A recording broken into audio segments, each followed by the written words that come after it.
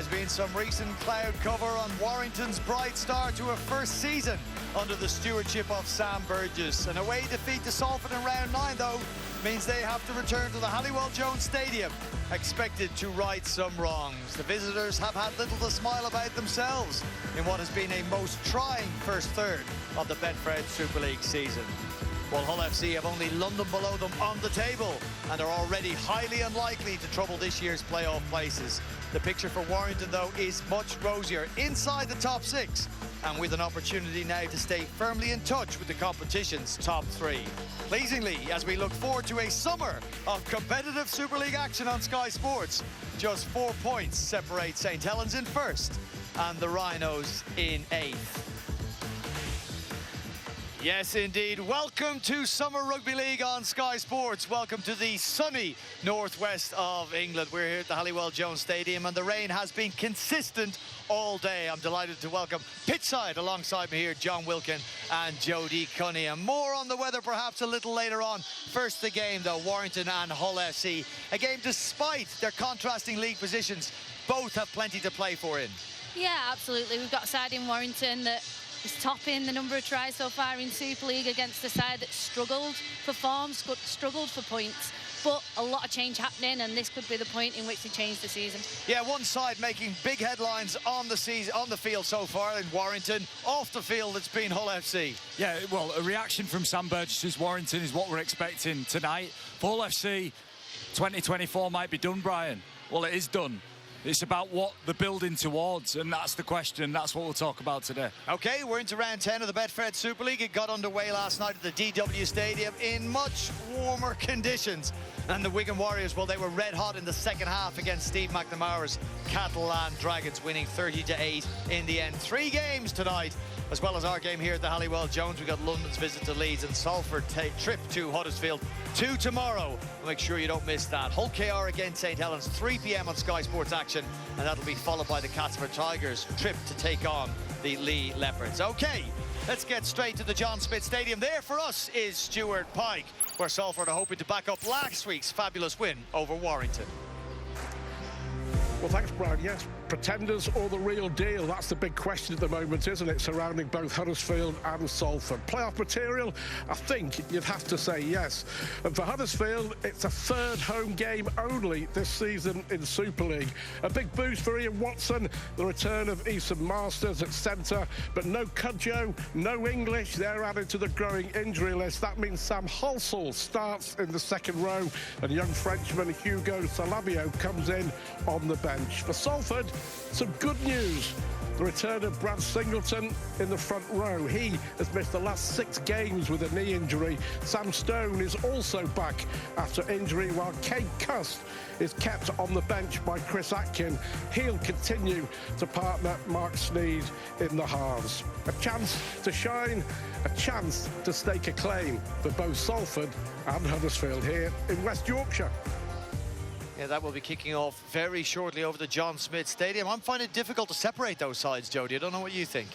Yeah, it's a really tough fixture, that one. I think Salford have shocked a lot, as always, the underdog of the competition, but have continued to perform. And Huddersfield, for me, possibly gone under the radar and maybe a hitting form at the right time in the season to really start competing and get into those playoff positions. But I think the form that Mark's needs in at the minute, you know, his kicking game is electric, as always. I think I can't look past Salford. Well, as Stuart said there, Ian Watson will be delighted with the return of Eason Masters, and I'll put it to you as well, if I was Adam Swift on the wing, I too would be delighted with Masters coming back in. Oh yeah, he just contributes so much. Eason Masters carries the ball so well, so many meters in him, so many tackle breaks in him, and more importantly, feeds possession to Adam Swift, who's just been prolific outside him.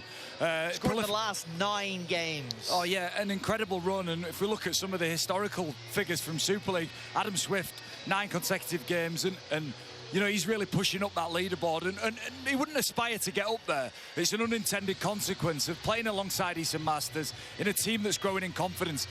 Ian Watson would have got so much from the performance against St Helens, where they defended with the resolve that they're going to need to beat the big teams. Salford are just one of those teams. Every time you write them off, they come up with something.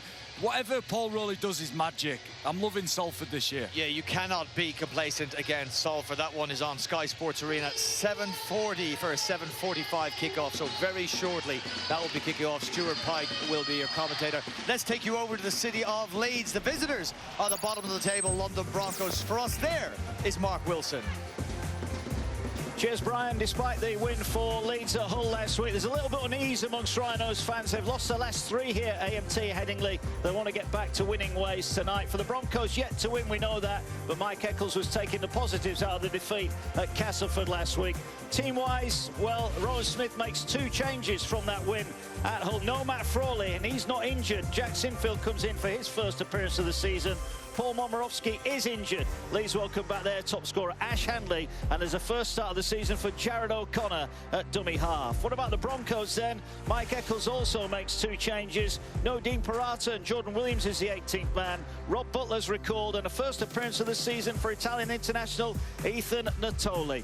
Will tonight be the night for the Broncos, or will the Rhinos get a win for Rowan? We'll find out. AMT Headingley, it's Leeds Rhinos against the London Broncos. Well, just cast your mind back to the pre-season, and the chatter around Leeds was this brand new spine. Here we are in round 10, and Rowan Smith would appear to have made significant changes in 2 of those positions. Jared O'Connor starting with Andy Ackers on the bench, and no Matt Frawley, dropped by all accounts. Yeah, and I can't imagine that Rowan Smith would have imagined by round 10 he would be fiddling with his spine, changing things up and dropping Matt Frawley out of the team.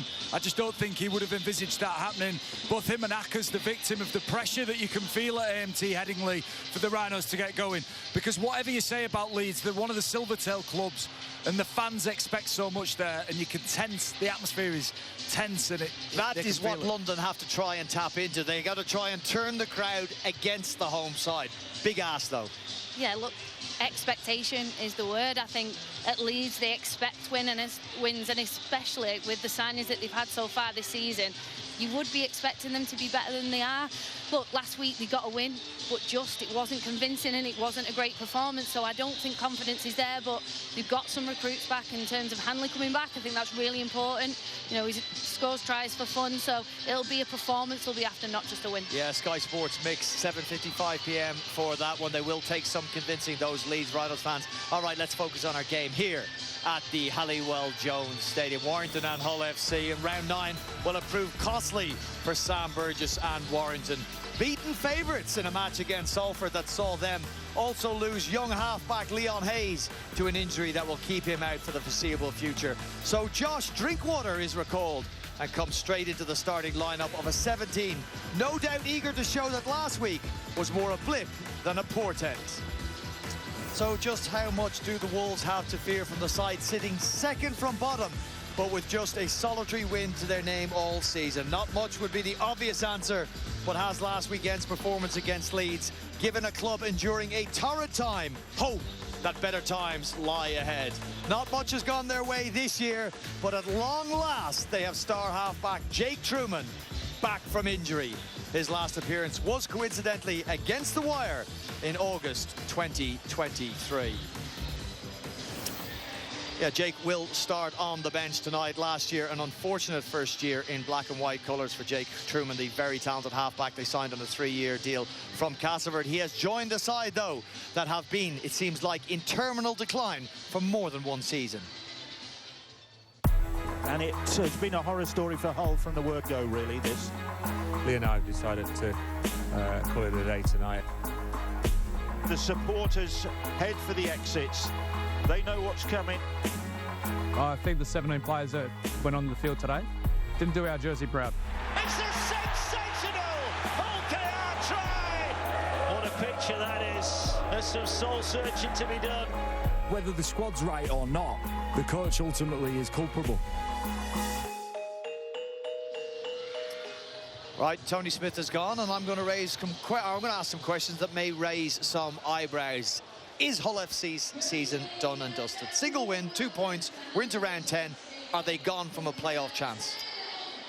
Yes is the short answer, I think.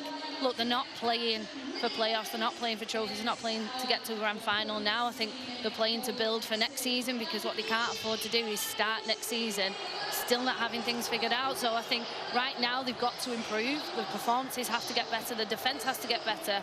And I think they need to start getting the fans believing in them again. I think last week it was an improved performance in terms of effort areas. I think that's what the fans want to see. They are only 2 points behind Lee, and I haven't heard many people say Lee are totally gone.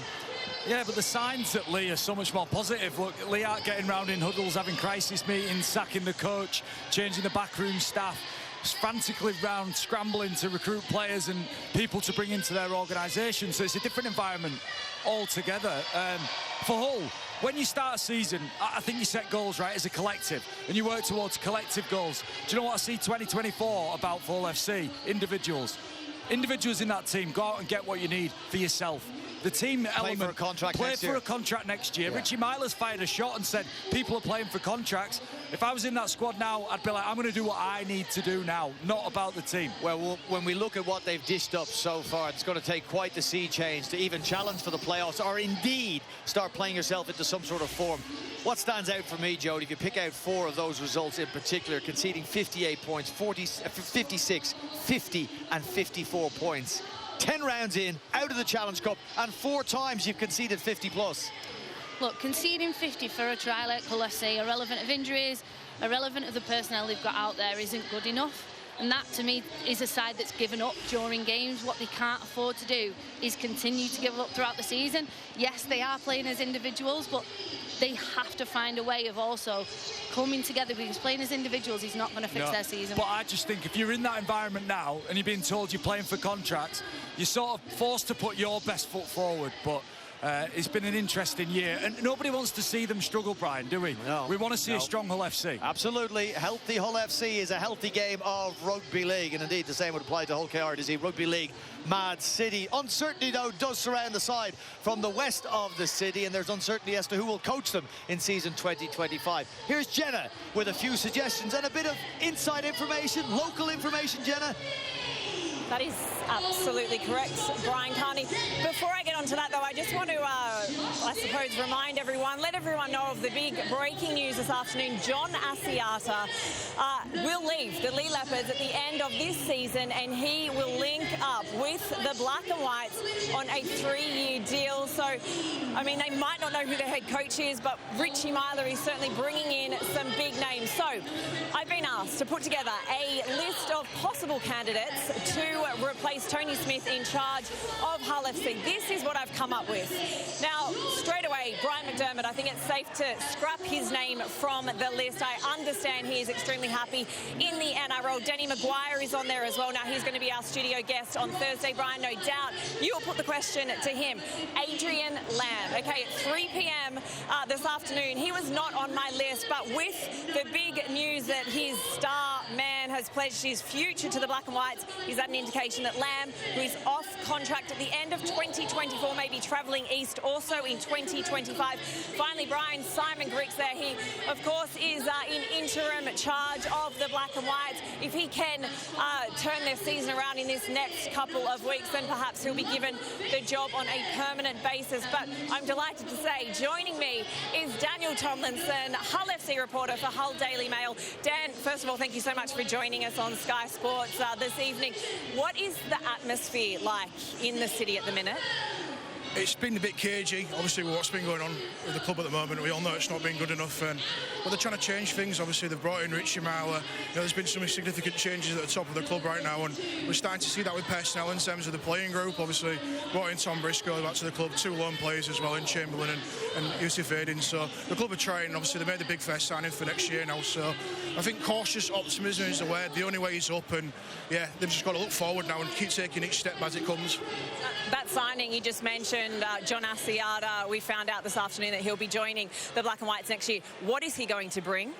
Just the glue that holds everything together. Obviously, he's had an outstanding 2.5 years at Lee Leopards, hasn't he? And obviously, part of the Super League dream team. Obviously, winning the Challenge Cup last year. He just brings a bit of everything. He's got the grunt, he can carry, he can promote the ball. I think his ball handling, his ball skills are really, really appreciated by all within the game. So, yeah, I think he just brings that little bit of X factor to Hull, but also the leadership as well in the middle of the park and literally just hold everything together. Dan, thank you so much for talking to us on Sky. So we know that Asiata will be in wearing black black and white next season. We don't know who the head coach is going to be. I'm hearing Richie is not going to rush this decision, so we might know a little bit more in the coming weeks. He may not rush that decision, Jenna. Thank you very much for that, and thanks to Dan Tomlinson. But he certainly rushed to make an impact when he was first appointed. Richie Marler, the new director of rugby, and within days, we believe he thought he had secured Paul Rowley and some Salford players. News breaking today that one of those was Mark Sneed, that would have gone with Paul Rowley to Hull FC. Now, Paul Rowley was rumoured to be on a very lucrative contract at Hull FC, which I'm sure, in a small world of rugby league, will have pricked the ears and caught the attention of other Super League coaches. So Jenna is absolutely right to suggest that Adrian Lamb may be at Hull FC next year. I believe an approach has been made. Yeah, I think it's really sensible. If we were talking about Paul Rowley taking Mark Sneed with him, when John Asiata signs for Hull in these situations, you'd imagine that Adrian Lamb could well be not far behind. And then what you're saying, well, Lachlan Lamb could easily follow his dad. So if they were going to pick... under contract. Well... Yeah, they could have picked Salford. He may have NRL clauses in it, but Super League may be a different story. He might have a follow your dad clause. Yeah. You never know. Yeah. So, well, Salford were going to get the pockets picked. Could Lee get the pockets picked? Whatever's happening, they're making moves, aren't they? But this is the interesting thing about the coaching world. There was 12 coaches in positions. Tony Smith goes, and look what happens. It's chaos. It's chaos. That one job. We've seen it in the NRL, we see it in Super League. One job becomes available, it makes it chaos. Well, we'll have the coaching market upset by and disrupted by Hull FC, and of course the players market. We've seen John Asiata go. We believe it's on a marquee deal, which is obviously a lot of money to get him out of there on a 3-year deal. A man who'll be 32 in April. I do believe, because of his age, some clubs passed up on the opportunity to take John Asiata. Hull didn't. Wise decision? Yeah, I think John Asiata's proved his quality. He's proved how important he is to that Lee side, but what he also does is provides hope. So we were all talking about why would Rowley want to go to Hull FC in the position they're in. He's got a quality side at Salford that he's built there. Well, now when you've got a signing like John Asiata, that's a catalyst to coaches, to players to say, right, Hull FC mean business, and actually there's hope next year. Well, stay on the theme of business. You're going to have to pay big. When you've had the finishes Hull FC have had in recent years, and you're in the position they are in, you sometimes do have to pay overs. And this is to pay overs to get people to a huge Super League club. Yeah, but they're not credible at the minute, are they? So even bringing in Gaz Ellis is a credibility piece, isn't it? So Gareth Ellis, who was at the club, he's been brought in to make what's been abhorrent form since 2018 appear credible, not only here but in the NRL, and that's what they need. John Asiata adds credibility. His connections, again, back in the NRL, will attract players, and also attract players from Super League who want to go and play with him. Those sorts of players are what you need. And if you look back to 15, 16, 17, Hull had players, you know, who attracted other players, and I just haven't seen that in the last 4 or 5 years. We will have a lot of speculation, of course, but it is worth saying this, that Hull FC thought that Paul Rowley was their man. So they've had to go to plan B, if indeed they had one, ready to try and look for a second coach. So when Rowley didn't go, didn't bring a couple of players from Salford, Hull FC were left not quite scratching around, but back to the drawing board. Okay, you often hear when somebody takes over at Hull FC, listen, the future's bright, they've got some great young stars. They should have some great young stars. As I said, it's a rugby league mad city. We've seen one of those in evidence today, this year in Super League. In trying times, Jack Charles has stood up in the halves. He has, and look, you have to try and find positives when you're going through a situation like this at Hull FC, and I think one of them is the opportunity to bring through young players. What the fans want to see is somebody hungry to play for the club, somebody who's going to spark a little bit of excitement in this team that has been struggling, and I think that's what he's brought to this side. He's really keen to perform. He's something that can galvanise this side. Yeah, and what I liked about him is his confidence when he's come in, his ability to kick the ball, create space. And look, we're not here saying Jack Charles is the finished article, but in a season that's not much positive to talk about, it's an opportunity in a fantastic environment actually to bring young people in, and Jack Charles has taken that chance. He'll start in the halves alongside Morgan Smith, and then Jake Truman, you would think, will be introduced at some stage. Let's hear from the coaches shortly. Sam Burgess of the Warrington Wolves. But let's start with Simon Griggs, the interim head coach of Hull FC. Yeah, thanks very much, Brian. Simon is alongside me. Simon, they've lost their last 7 games. What are you telling your players to convince them that they have what it takes to beat this Warrington side tonight? Well, we just got to keep turning up, haven't we? I think the last 2 we've seen a bit of improvement, and we just got to keep building in that fashion, Jenna. Jake Truman makes his first appearance since last August. He starts on the bench. What is your plan for him tonight? He's probably going to play half the game, depending on how things go. He's obviously had a couple of back-to-backs and a long time off field, so I think the sting out of the game is probably the smart call with True, and hopefully we can keep on the field moving forward. How is his mindset at the minute? He's good. He's done the work. It's been a long, arduous, stint in the rehab room there, so he's done the work. He's ready. Yeah, it's tough all game rugby, so I think taking the smart option and just easing him back in. Listen, Simon, there's so much talk about who is going to come in and take charge of this side. Are you interested? Do you want the job? Have you applied? I'm interested. Application, no. It's a big job. There's no doubt there'll be a lot of interest, and there's a lot of speculation about us at the moment, and that's a good thing for our club, having people talking about us, but we need to turn it around the field so it's a bit more positive chat on that front. With regards to that, that's a question for Richie and the people above us. Simon Griggs, I wish you all the best tonight. No worries, thank you. No Sam Burgess, we believe, and we're just hearing he is sorting out a dispute about the interchanges. More on that news shortly. I'm gonna open up for you here. I'm gonna make a case for Hull FC. Round 2, they come here, depleted side, a worse side. 55 minutes into the game, they're just 14-10 down after New Brown had been sent off, of course, in that game. It's raining heavily here. Jake Truman is back in their side. Sam Burgess has rested 2 of his better forwards, Jordy Crowther and James Harrison. He's got Roderick Ty in the centre position, hasn't played a lot of Super League. Will you go with me? Do you understand the case for Hull FC? No, I'm not buying your snake oil, Brian. You sell this dream however you want. Herman Esse, best prop on the field. Just stop. I can't see it. Look, I want to believe it, and I want Hull to be good. I do want Hull to be good here. But if it was a scientific experiment, you're saying that Warrington are going to come over the top of them in some fashion tonight. Like, a strong Hull, like I said, is everybody wants to see that. But as much as I want to muster that thought and I want to buy your dream, I'm not having it, Brian. Jody, have I sold you? You've sold me a little bit more. Look, I think if they've ever got an opportunity this season to get Warrington, it's possibly tonight. I think the conditions help Hull FC. But we can't put too much pressure on Truman's shoulders. As you say, you need to ease him in today, but he does lift. He'll lift all the players. Having Briscoe coming back, making his second debut, same ground he made his first debut. Having the experience and the quality around these players adds and lifts everybody. She's jumping on my side. She's jumping on my side. Jody got him. Just a reminder, Sam Burgess sorting out a dispute about the interchanges available to Warrington. More on that after this break. We will be back from the rain at the Halliwell Jones Stadium in a very short time, and we will have a kick-off between Warrington and Hull FC. It's round 10 of the Betfred Super League, and Hull FC in this difficult season are taking on what they think are grand final contenders in these parts.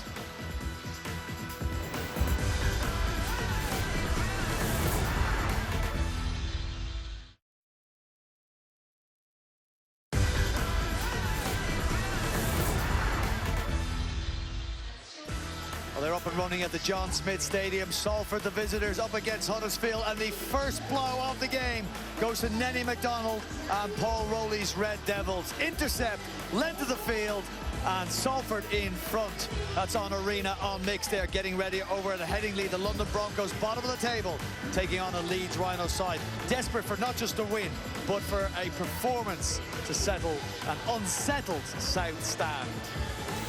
But Warrington and Hull FC meet with differing motivations themselves, but equally desperate to claim victory in this round 10 clash from the Betfred Super League. The Wolves and their coach will demand a response to last week's 17-12 defeat to Salford. And Sam Burgess had made no fewer than 6 changes to the side. In come Roderick Ty in the centre and Aaron Lindup on the wing, who made his debut and scored a try in round 1.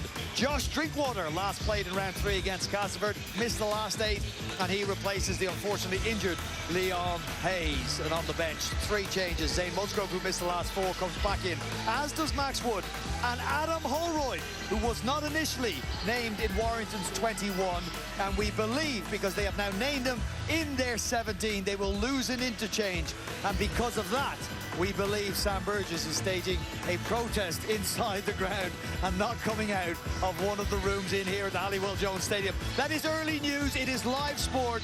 We're hoping that's as accurate as we can get it to you right now. Let's bring you Hull FC side, newly appointed director of rugby, Richie Myler. He's laid out a challenge to this playing group.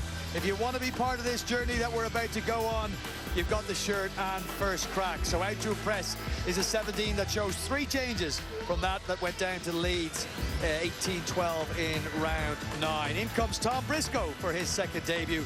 Jake Truman is on the bench, returning after a horror run with injuries, out since last August. And Cam Scott returns for interim head coach Simon Griggs.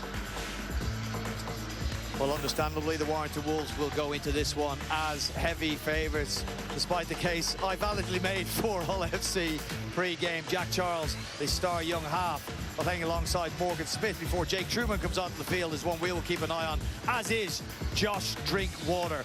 But the controversy pre-game is around a loss of an interchange, and Sam, who has emerged eventually, and no doubt settle down alongside Martin Gleeson and Richie Marshall, but will not be happy with that.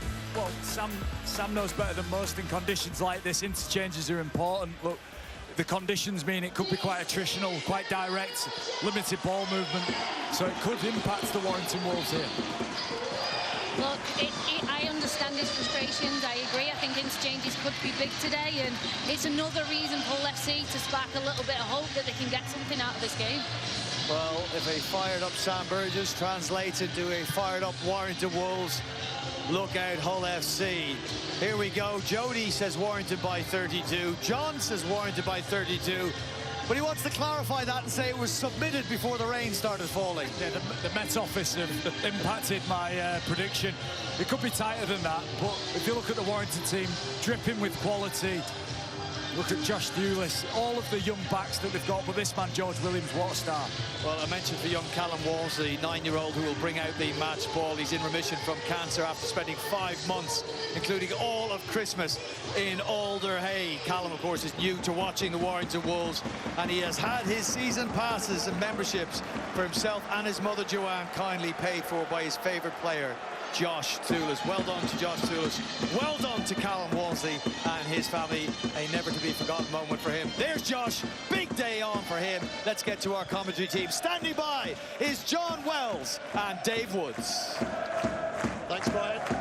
Well, plus a change. 10 weeks ago, on a rainy night just like this, these two met here in round 2 of the Betfred Super League. There was an air of optimism about Warrington that night. That persists. They could go top with a win here. A pall of gloom hung over Hull that night, and that has barely shifted. One big difference, John Wells, is we do know that New Brown's not getting sent off tonight. But what are we expecting here from this? Well, look, I mean, all the talk, understandably, has been around the visitors, Hull FC, this evening. But I think Warrington, they've got to respond to a loss. Now, they've done that twice already in 2024. And in combination, in the wins that followed, they posted 70 points. So that's not a particularly good omen for Hull FC. From Hull FC's point of view, start the game well. Do not drift in and out of this game. Well, they've got players back, they've got players in. There's a promise of more players coming in as well for Hull. We heard that big news of John Asiata for next season. But there is a suggestion that they could be picking up 1 or 2 loanees this year as well. Houghton out of dummy half, back it comes, and kick downfield from the young prodigy Charles. It's taken safely enough, and Warrington with a chance to build in their opponent's half in this set. Yeah, probably an average first set, though. Probably not the best idea from Jack Charles to be finding Matt Duffy.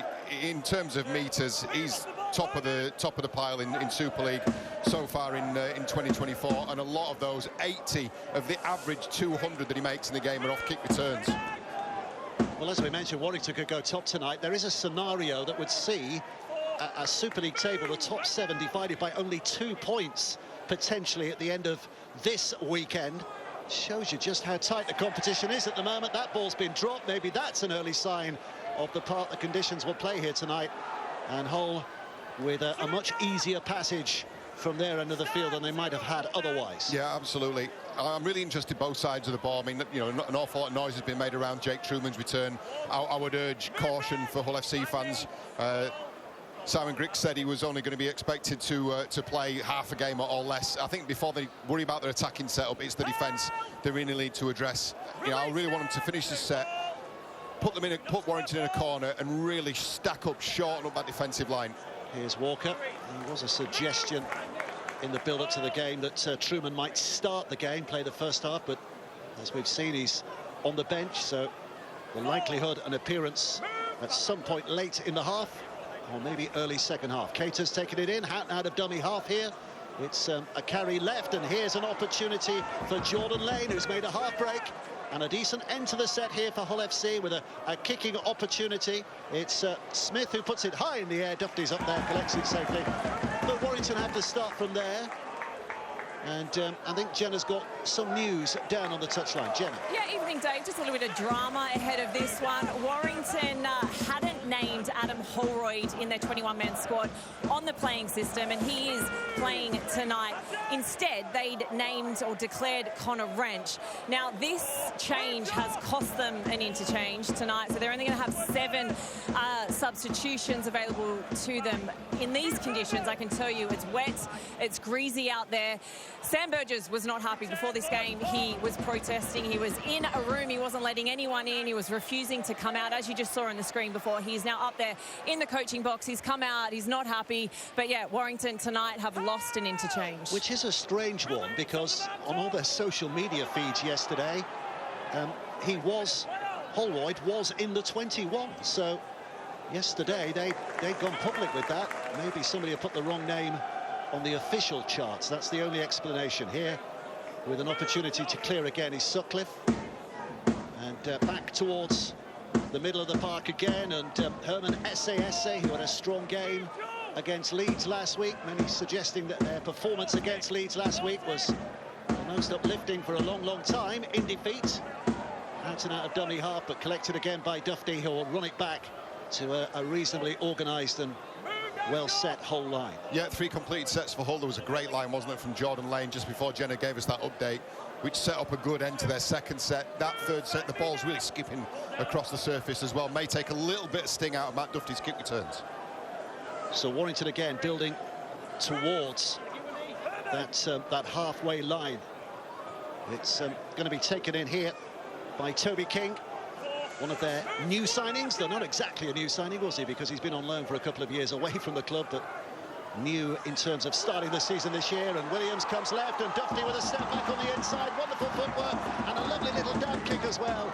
But across comes the cover in the shape of Lewis Martin to concede the dropout. Yeah, really good awareness from Lewis Martin as well. We pick up George Williams as he feeds Duffy.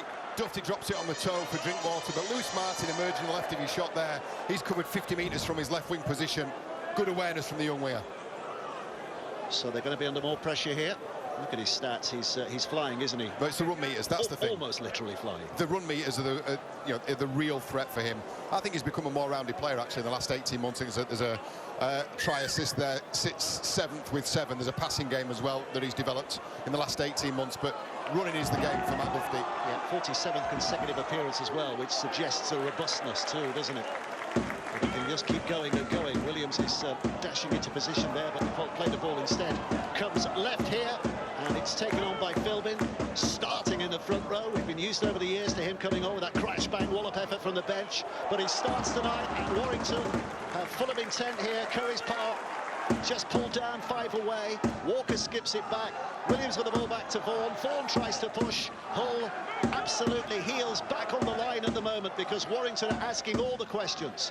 Walker left. Williams again. Williams little dab kick to the in-goal area, and it's going to be parried out of play by Tom Briscoe. Second debut for him tonight, but it's a second dropout from underneath the sticks for Hull tonight. Yeah, more patient play as well from George Williams has forced Tom Briscoe into another repeat set. This will be, if they get to the end of this set and not concede, that'll be 18 straight tackles in defence to start the game for the Black and Whites. Tom Briscoe, by the way, becomes the 34th different player that Hull have used. That's and if incredible. Truman comes on, it'll be the 35th different player they've used this season. That's incredible. And it shows you the travails that Hull FC have had. More than any other club. Castleford are closest to that. I think they're on 32.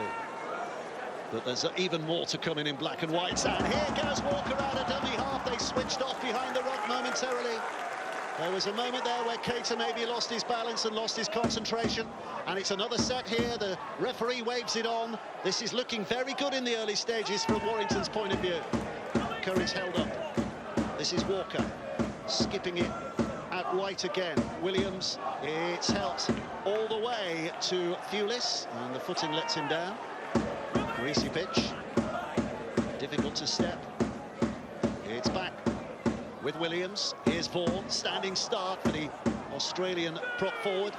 Edges just an extra yard or two, finds the floor again for the second time, which slows things down, but now it comes with Drinkwater and Williams with that left foot step. Not once, not twice, but 3 times, and again a kick to the in-goal area. Here, they are torturing Hull FC at the moment with the return sets, the repeat sets. Sutcliffe this time is the rescuer. That's so good from George Williams, such awareness. You look at him bouncing back across, he's looking for a defender who's switched off, looking for a gap, doesn't find it. Plan B, what a perfectly weighted kick, and very nearly an opening score. So good at that, You can almost imagine him looking out of the window before the game and going, rainy night, where's the kicking boots? Because he's just the expert, isn't he?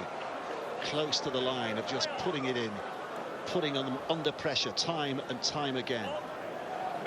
Roderick Tighe, who is again another of the newer signings this year for Warrington. We've not seen him too often in Super League thus far.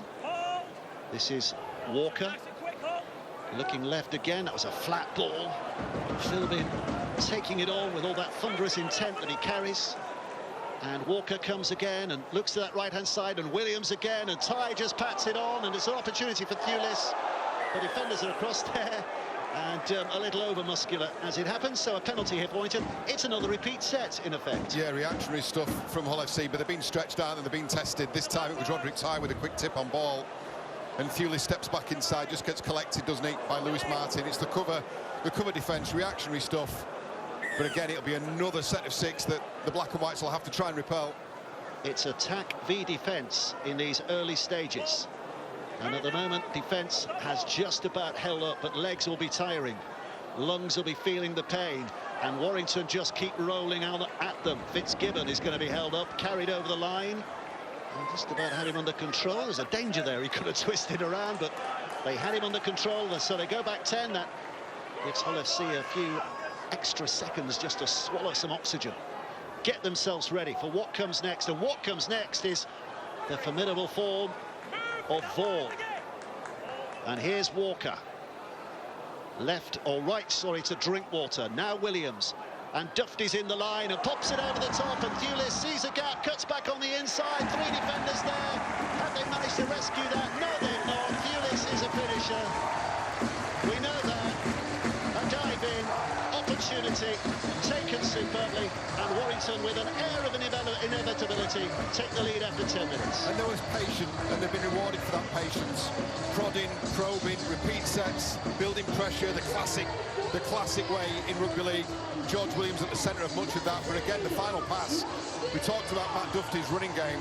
We take a look at when this comes out. It's a lovely miss-out ball to Josh Shoeless, who once again hammers down on that right foot and just dips in between 2 cover defenders. They've had to do an awful lot of back-to-back defending, and that's a peach of a ball. I remember watching him in the St George shirt, and he really, really struggled with that. I think it's an area of his game that he's put it's evident that he's put a lot of work into that side of his game. He's no longer just a running threat. That's a lovely ball. You know, Lewis Martin didn't do an awful lot wrong there. Sutcliffe goes in, the winger follows him in. The pass was just too good.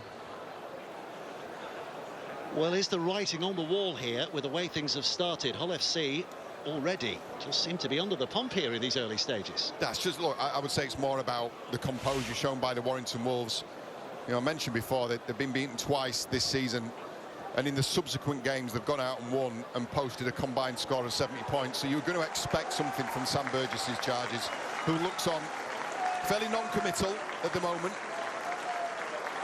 But Thewlis gets the opportunity to add an extra 2.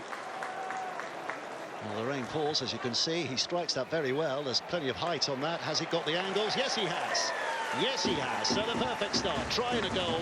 Warrington leads 6 points to 0 with 11.5 played. Yeah, lovely added to his try, which was a thing of beauty for the Warrington Wolves. Come off the back of an awful lot of territorial pressure, patience from Williams, a beautiful pass by Dufty, and a great finish from Pulis to open the scoring. But I think this is more about Warrington than Hull FC. You know, Hull FC haven't had an awful lot of ball. They've completed sets they have. They've just been put under an awful lot of pressure by one of the best players in that Warrington team, in George Williams. And here's King for Warrington, back in possession. Walker out of dummy half again, and Vaughan now. Just non-stop mover of the ball forward. In really good style as well, very often. They're resting a couple of their forwards today who've been in form. Warrington, minor knocks, minor niggles, but it's not stopping them dominate. And Ty now has an opportunity to create something for Pulis, but great it was defense. well covered over there, wasn't it? Brilliant defence. You look at what Lewis Martin had to do. He had to account for Roderick Ty's run, and then when Ty passed, slid off really well. Take a look at Lewis Martin, left edge of your screen, 26. He had to wait for that ball to go, and then he gets across and makes the cover tackle. That's really smart stuff. I really like this young kid. You know, we knew he was an athlete, big, tall, rangy, new breed of player. But that defensive side of the game, that matureness that he showed there, that composure, you don't always see that so young in a career. You nearly called him Martin Lewis. I know, I've done it before already. He's the money saver. Yes, I know. Lewis Martin is the try saver. Yes, OK. Yeah. We'll trademark that later. We're on the same sheet of horrific puns. Hull FC back in possession, and a pleasure for them to be here this far downfield. But 2 tackles gone, Keita put down. They're still only just nibbling their way inside their opponent's territory. This is Lingi Sao, who was very much at the heart of that disciplinary problem that Hull had in the early weeks. He was sent off and sin-binned twice in those early weeks. Like we said, that prop, that forward pack last week looked a whole lot better against Leeds, and Leeds themselves are in the lead against London, as you can see, 6-0. Early stages. It's a bit later in the game. They kicked off earlier at Huddersfield, but Salford with a 12-0 lead there. Big contact a couple of tackles ago between 2 of the biggest men on the pitch in Herman Esse and Paul Vaughan, as FC complete another set. High steepling kick from Morgan Smith. Good take by the young fella. Yeah. Aaron Lindop. We saw him on the first night of Super League, didn't we, in Catalan, when he scored a spectacular try on his debut. This is his second game. Might have had more chances, but I think he got an injury playing in the academy in March. He's got exams in a couple of weeks. Ain't that a sobering thought? He's yeah, just turned 18 as well. He's taking at the local Priestley College a sports coach and development course, and he's got big exams in a couple of weeks' time. Good heavens! Oh, for those days, John, eh? Oh, good on him. It's a bit untidy at the play. The ball. Dufty gets a little pass away. Williams was following him in anticipation, but Hull's defence remains tight. This is the last play. Kick from Drinkwater off that left foot, taken safely enough by Walker, who turns round and just gives the outside backs an opportunity to have a run here. Lewis Martin up to the 20. Yeah, just off your pitch at the moment, you've got Matt Dufty, the Warrington fullback. He's passed on the inside to Williams, and he's really struggling with a hip injury. I think he's picked that up as he's released the ball to Williams on the inside. Well, I think there's been a hint of that in the build-up, because named in that 21, which has obviously been a controversial thing, is Kai Taylor-Ray, the young player. And I think they were a little concerned about Dufty in the build-up to this game, and had he not been available, there was every sign that Kai Taylor-Ray would have been playing, which again is just a reflection of Sam Burgess's confidence in youth at this club. Danny Houghton is the dummy half, but they're on the last. The kick is good. Dufty's underneath it. Safe pair of hands, plenty of room in which to prosper again here. And Lindop gets a belting. Yeah, well read by Tom Briscoe. This is where stats can be a bit misleading sometimes. Hull FC, 100% completion rate. Brilliant, you think. But they're not making much of an impression when they are in possession. You take a look at this. Everything that Warrington do is over the advantage line. Well, here's a stat that does make an impression. Tom Briscoe up against Lindop. Tom Briscoe's literally old enough to be his dad. So the veteran right winger against the junior left winger. And Warrington with Walker out of dummy half. And Walker at the other end of the field will put a foot on it. The Walker of Hull, who brings it back. Has a little look, but a good chase. He ain't going too far before Drinkwater gets to him. Difficult night for Drinkwater, 8 weeks out, and he's only in here because Leon Hayes is injured. So what has he got to prove here tonight? Everything. I think exactly that. And rumours where he was being shopped around to other Super League clubs potentially, and sooner than 2025 as well. So I think it's significant that Leon Hayes had not just come in to deputise. He'd come in and, in Sam Burgess's eyes, was going to be that half of that pairing with George Williams the rest of the year. Hayes and Holroyd, by the way, agreeing new deals. Extensions of 3.5 years to their terms this week, those two youngsters. Hull, though, looking good at the moment in terms of getting themselves downfield. Cam Scott. But this is the last. Walker, back to Charles. Charles looking to put that kick as close as he can, and Dufty knew exactly where he was, foot in the in-goal area, which gives them a tap back on the 20 and a quick advancement straight away. Yeah, 7 tackle set, great awareness, great spatial awareness from Matt Dufty. Now these sets are a little conservative. You felt play 4 there for Hull. There was an option out the back, maybe just to try and test the edges of the Warrington Wolves defence. They've chosen not to. Lindop gets up and plays. Vaughan carries it on, twist of the tattle, just to earn himself an extra yard or two, give himself the potential maybe of an offload, but that wasn't there. And here comes Williams again, the kick, and the chase is on from Hewlett straight away. He knew that was coming. So there's a bit of pressure here, but well done by Martin, and he stepped away from not one but 2 defenders. Can he go through the next 2? No, he can't. Squeeze to the ground, but a good clearing run. Good return. I really like this young kid. Saw him really early in the season. Been given an opportunity by Tony Smith. He's taking it with both hands. Here's Walker, Jack Walker. Little step from him, and an offload, and Danny Houghton's there to prosper and take it on. Feels like stolen yards this for Hull FC. Yeah, it could have been better though, couldn't it? There was only one person reacted off that offload. Houghton was waiting for the right edge to catch up.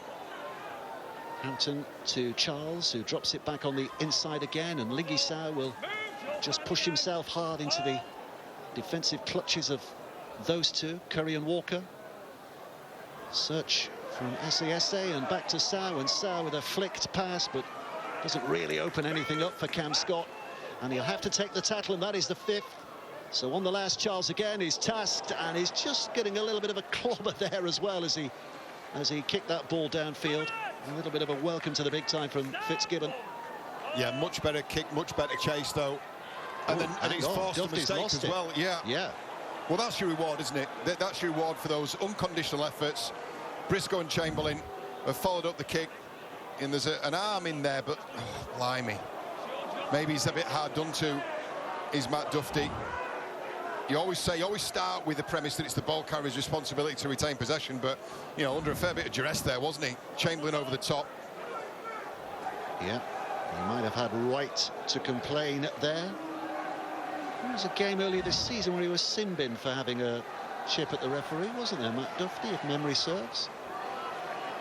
But anyway, back to the here and now. 20 minutes played, and you have to say full marks for Hull because they dug back into this. Yeah, big early defensive stint put in, conceded 6 points, now get an opportunity of their own. Well, here they come, attacking from the scrum, and Charles will take it on and just looks to pierce that armour of defence. Leeds doubling their lead, 12-0 now against London. Back towards the middle again, and Scott. Danny Houghton marches into dummy half. They've numbered up on that left-hand side. That's where the majority of them are. So that's where he goes. Charles again puts it back again.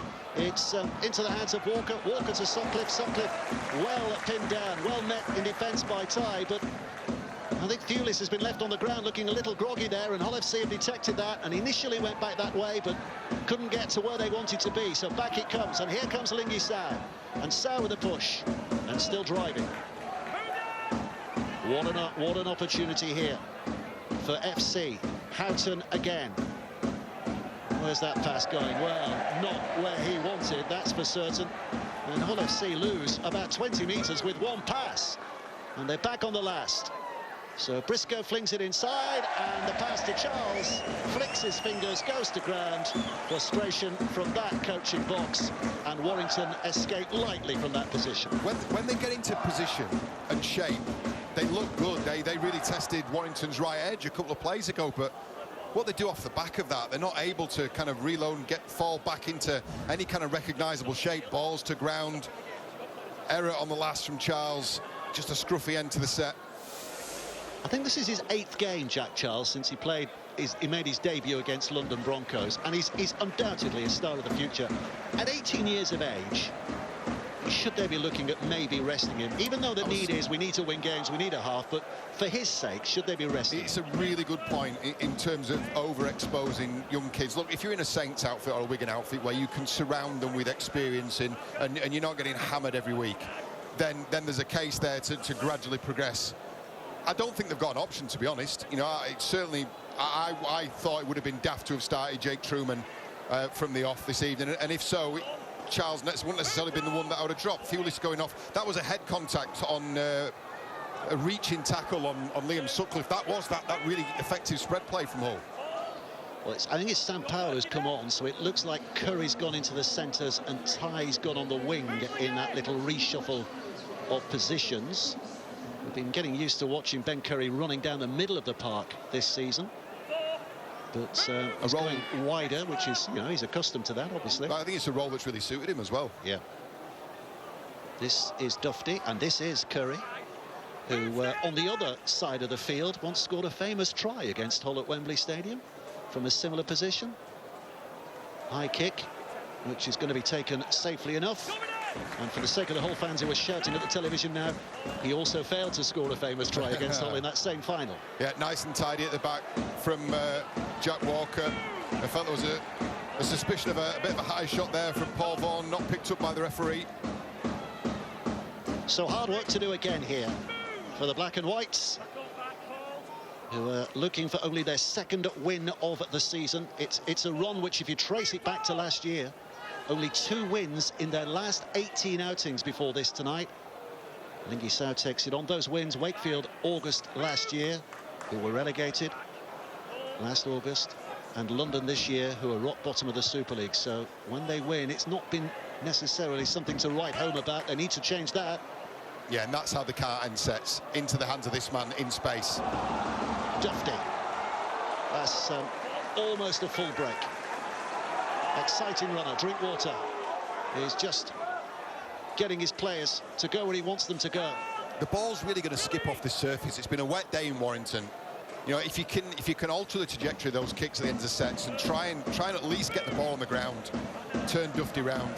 That's Powell, this is Walker, but that is a very clumsy play, the ball from Sam Powell, fresh onto the field and given possession quite cheaply back to Hull FC. Yeah, just an error in regaining his feet, lost possession. There's been a couple of green shoots, I think, in Hull FC, some effort-based stuff. Ed Chamberlain in the last set, Jack Walker the previous set. Just a quick, honest play, the ball, Walker with an offload and then playing off the back of it. That's Hull FC's best shot, I think, could get into this game. Ian the referee, just checking, I think, on whether Drinkwater's okay. He was being treated in back play, but the thumbs go up. So making sure the pack is down, and Hull FC with an opportunity to build here. First carry by Liam Sutcliffe, who takes it almost to that halfway line.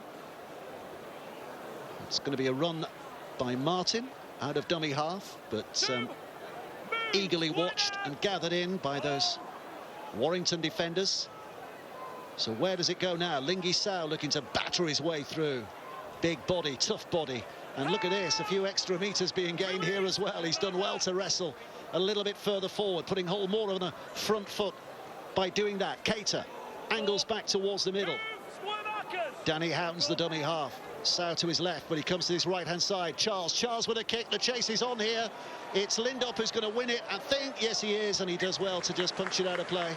And this time it's Warrington on the back foot, having to drop out from underneath the sticks. Yeah, nice little kick. Waiting perfect from Charles. Good kick chase from Cameron Scott. And the ball moved away, didn't it, late from Lindop. He had to be right on his game to get that. See, that first bounce really took it away from where he was running back to. He's done really well there to get that dead. A little bit of an off-cut to that, wasn't it, from Charles? So the drop out, and all things being equal, and we just a little cautionary use of that phrase, because on a night like this, it's not a given that you will collect the ball safely, but they have, Hull FC. Yeah, you see the care which they're taking to make sure they gain possession cleanly. That ball squirming across the floor, trapped by Lane. Good carry again by Lingy Sao. So Danny Houghton marches in there. Looking back towards the middle again. Charles just popping it up for Walker, and quick hands attempted by Chamberlain. Briscoe has to drop back. I think Chamberlain was claiming that there was a hand there from a Warrington player, but not bought. That claim by either referee or touch judge. Charles inside for Keita. This is Houghton. Slow play the ball. Warrington organised in defence. Houghton skips it left. Comes to Brown, and then Charles again with a chip through. Sutcliffe's after it, and Dufty is across there, but the conditions mean he slides out of play, and it's another dropout underneath the sticks. Yeah, George Williams was the exponent early on in the piece. Jack Charles has now forced 2 repeat sets. It's another lovely weighted kick, but Dufty gets across the ground, covers the ground so quickly, so efficiently. Simon Griggs will be encouraged by the last 5 or 10 minutes. A little bit more creativity coming from the boot of Charles. Nice to see Francis Cummins alongside him as well, isn't it? One of the nice folks in rugby league. There's lots of, we always say there's lots of nice folks in rugby league, but Francis is certainly up there. Oh, a little header, which has given Hull FC possession back again. This is Lingy Sao. So Hull with a chance to build with 5 tackles to go here, and very much in decent position to build from here as well, and that will be made even better because of the penalty. Tap and go, kick to touch. What are you doing here? Compose yourself and figure out how you're going to open up a side. Just a bit too much from Paul Vaughan. You know, Morgan Smith and Jack Charles have got to get their heads together here and figure out what they set. They run through these set plays in training. They'll go through these during captain's run. What would we do 20 metres out? Morgan Smith has put Hull in a decent position with that kick, and now he has it, and here's a chance for Herman Esse to drive on. There's a second ball on the field, so just holds things up. Well, they play. Herman Esse, I don't think, knew that they'd stop there. But the second ball is cleared, but here we are, decent position here. There's not a lot of travelling Hull FC fans here, but those in the ground will be getting excited because this is a real chance. It's with Charles, who pops one over the top in anticipation of Briscoe running on that wing. The typical no-loop pass when you really should have had a loop before you popped it up. Do you know what, though? Simon Griggs is shaking his head. I don't think he's shaking his head at the idea, because I think the idea was great. It's just the timing and the execution, isn't it? You could see what Charles was looking at, and he'd seen Aaron Lindop looking in, leaning in on that right leg. And he plays with no fear, though, Charles, does he? He's prepared. In many ways, that's a good sign. That sounds an odd thing to say, but he's, you know, when you get a young, inexperienced kid who's prepared to do that. Yeah. And a real Hull kid, a real dyed-in-the-wool black and white, isn't he? His dad played for Hull KR, I know, but he grew up with the Beverley amateur team, and this is a big ambition to play for this particular side, and that just helps you develop even more, doesn't it, when it's your hometown team. But it's Warrington at the moment who are on the rampage, looking to clear their lines. They've not been inside their opponent's half much in the last few minutes. Here's an opportunity to get back there, but they're short of the halfway line, and the referee signals the last is the next. Williams puts it up in the air. It's caught safely by Walker. Walker brings it back, little spin as well, but Warrington again efficient and economic in getting up there and making the tackle count. Yeah, double sub as well from the Warrington Wolves. Well, they've lost it, and Hull suddenly are having to defend here because Warrington has suddenly given prime position, and 6 to go from here. Walker spins it out, Drinkwater helps it on. Max Wood on from the bench, this youngster who was with Wigan Academy, given away, and Warrington prospering on the back of that young fella. This is Williams, and now it's Dufty, and Dufty with a dummy. Defenders attracted to him, a little flick back in hope and anticipation. It's still going here, Curry, but Hull defenders reacting well. This is Ty flings it left. Williams, Walker on the inside for Zane Musgrove. Well, it's a central path they can find now, with opportunities right and left. It comes left, Drinkwater's kick, it ricochets against Hull FC legs, and it is dropped on in the end by Cam Scott, and Hull FC getting the bounce of the ball. Yeah, great reactions from Cam Scott. Heavy contact, wasn't it, from George Williams on Lewis Martin that resulted in that, but they think they've repelled pretty much everything that the Warrington Wolves, bar that one try. I think it's been a really sterling effort in defence. This is the bit now they need to fall into a little bit more of a rhythm with their attack, because it's looked staccato at times, it's clunky at times. Well, I don't think many would have thought it was this tight at this stage of the game before kick-off, and certainly after that opening 10 minutes when Warrington were very clearly on top. I think not many would have expected it to have stayed at 6-0 for so long, but that's credit to Hull FC.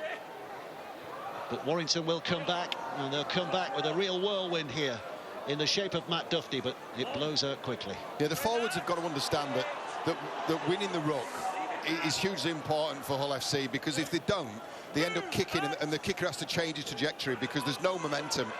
And then that's Duffy, and then that's play 2, and then here we go, Warrington Wolves on the halfway line, midway through the set. 8 minutes to go in this first half, still Warrington 6, Hull 0. It's a mooted atmosphere at the moment. Warrington fans not able to give it full throttle because their side are not quite giving it full throttle. Drinkwater to Williams, and now Duffy, and he offers it on again, and King is going to be slid to the ground. 1 play to go. Lindop tasked with throwing it back to Drinkwater, whose left foot puts it high in the air.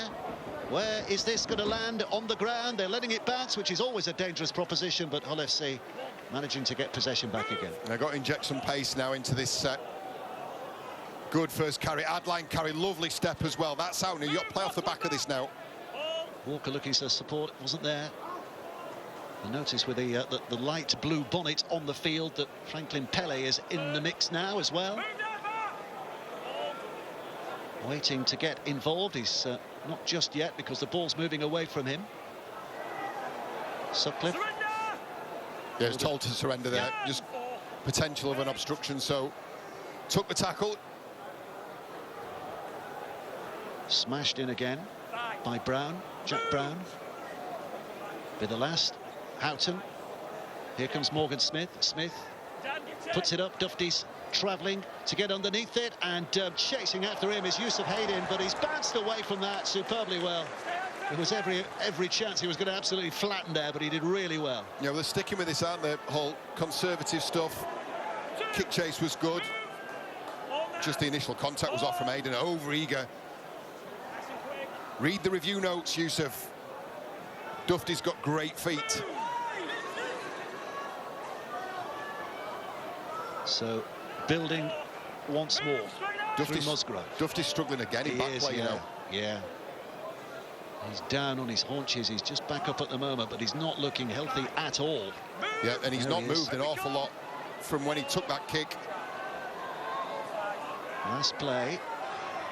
Drinkwater gets a bit of thump on that, despite the advancing Aiden. It's caught by Walker, who gets back beyond the 30 and a little bit beyond that as well. Duffy's staying on the field, but he's not moving easily at the moment. Wonder if Hull spot that, and maybe there's a chip and a chase to be had a little bit later in this tackle camp. Well, it will really leave them short, won't it? Thewlis has already gone off. If Duffy went as well, they're looking very light in the back 5. Houghton spinning it left. Here's Brown taking it on.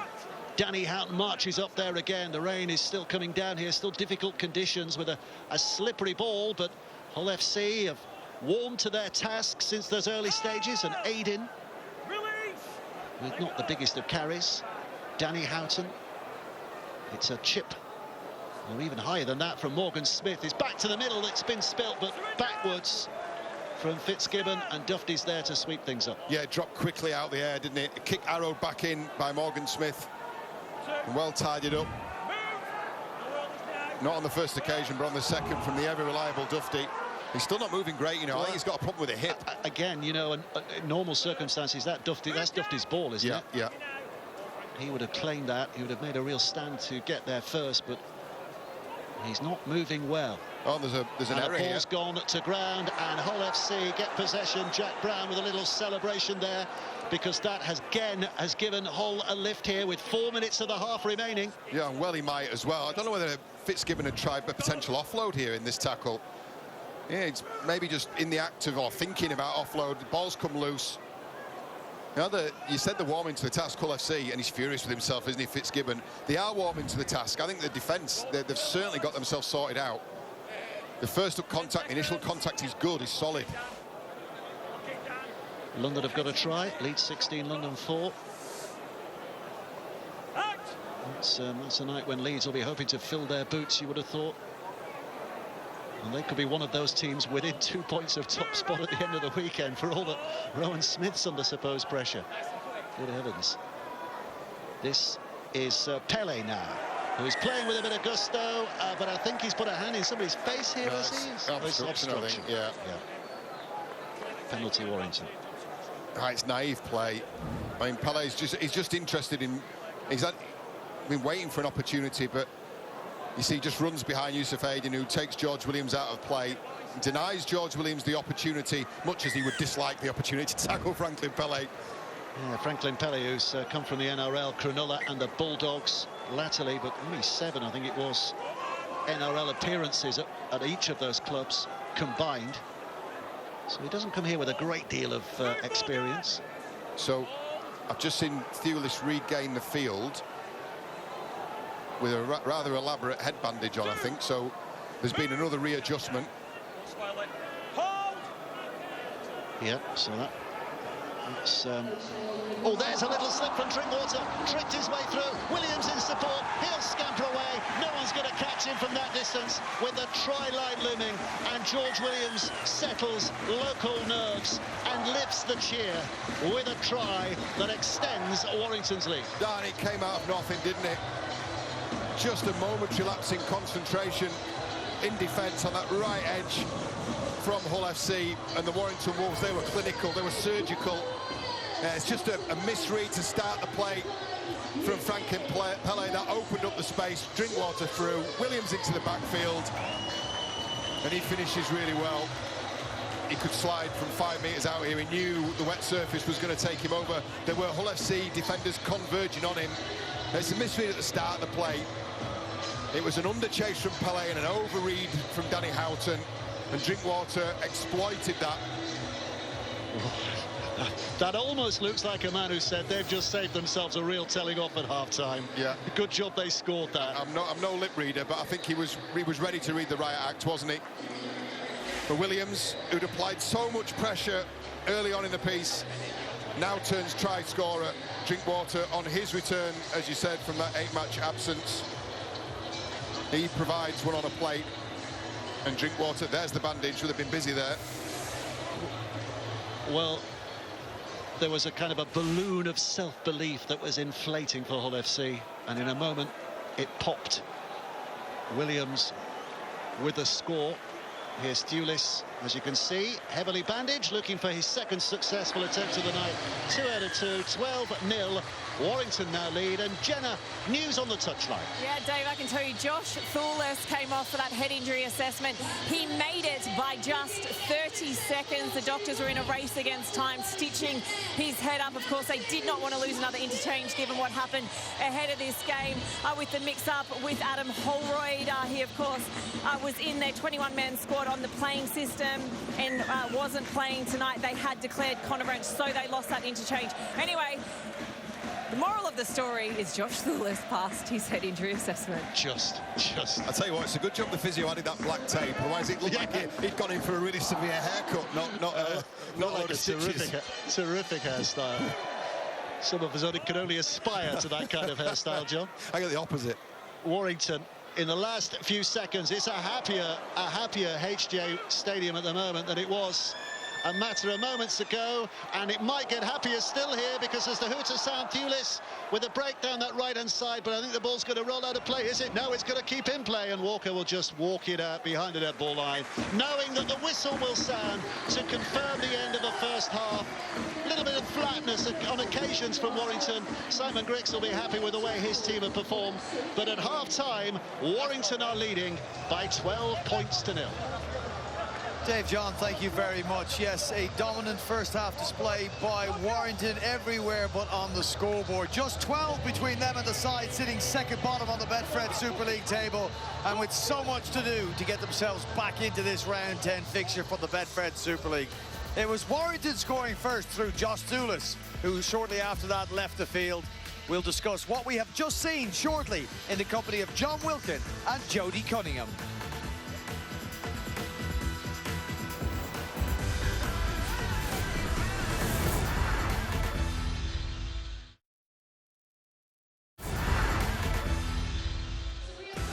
Okay, around the grounds, first to the John Smith Stadium in Huddersfield. Of course, beaten narrowly by Saints in round 9. Salford, the visitors, off the back of that great win over the Warrington Wolves, and they lead 12-0 at half-time. What is it about Paul Rowley and his side? All sorts of attacking threats, and this a wonderful effort from Ethan Ryan. After Nenny McDonald had opened up the scoring, he breaks again, finds Ryan on his inside. That converted Salford 12-0 up against Ian Watson's Giants. That at half-time. Let's take you over to Headingley. Bottom of the table, London were in 10 against the Leeds Rhino side that really need to make a statement tonight. And they have scored the try of the half so far. London with just 4 points to the name in the first 40 minutes. This, the Ash Handley try on his return from injury. Lockie Miller, devastating fullback for Leeds Rhinos, and much expected of him as the tracks dry out. That hasn't been the case tonight, but you can see why so much is expected of the former Australian Sevens player. Ash Handley backing up in the middle. That took them out to a 12-0 lead before London replied, and then tries from James McDonald, and late in the half of Lewis Roberts as Leeds Rhinos with a 22-4 lead. Let's remind you of the scoreline at half-time at the Halliwell Jones Stadium. Just 2 tries to the home side. Josh Thulis and George Williams scoring, and Thulis converting both of those, either side of a head injury assessment. John Wilkin and Jody Cunningham joining us here pitchside. Jody, we'll start with you, and a somewhat subdued Warrington Wolves crowd here after that first 40 minutes display. Yeah, I think if half-time had come 2 minutes earlier, Warrington are probably feeling a little bit different. Hull FC, similarly, probably feeling a little bit different. I think they can be happy with how that first half has gone in terms of Hull FC. If you're Warrington, you're probably expecting more. And we maybe would have expected more after Warrington started the game, where they were diligent, applied pressure on Hull FC, and we were expecting Hull FC to crack in a major way. It didn't really happen. No, not really, but Warrington were very respectful of the conditions, weren't they? The opening 15-20 minutes was all about Warrington controlling possession and building pressure. Short kicking game is vital when the weather's like this. We've seen it the opening 8 rounds of the season. This is Dufty getting a repeat set, and Warrington showed great touch, and I thought they showed great patience not to force things. And at this stage you're thinking this is ominous, because when George Williams slips this kick into the in goal, and that's 3 repeat sets on the bounce, there was an air of inevitability that Warrington would get over the line. It came through Thulis, but Williams again with hands on the ball to Dufty. That axis between Williams and Dufty is lethal. A nice finish from Josh Thulis. At that point we were thinking, right, this is where Warrington kick on.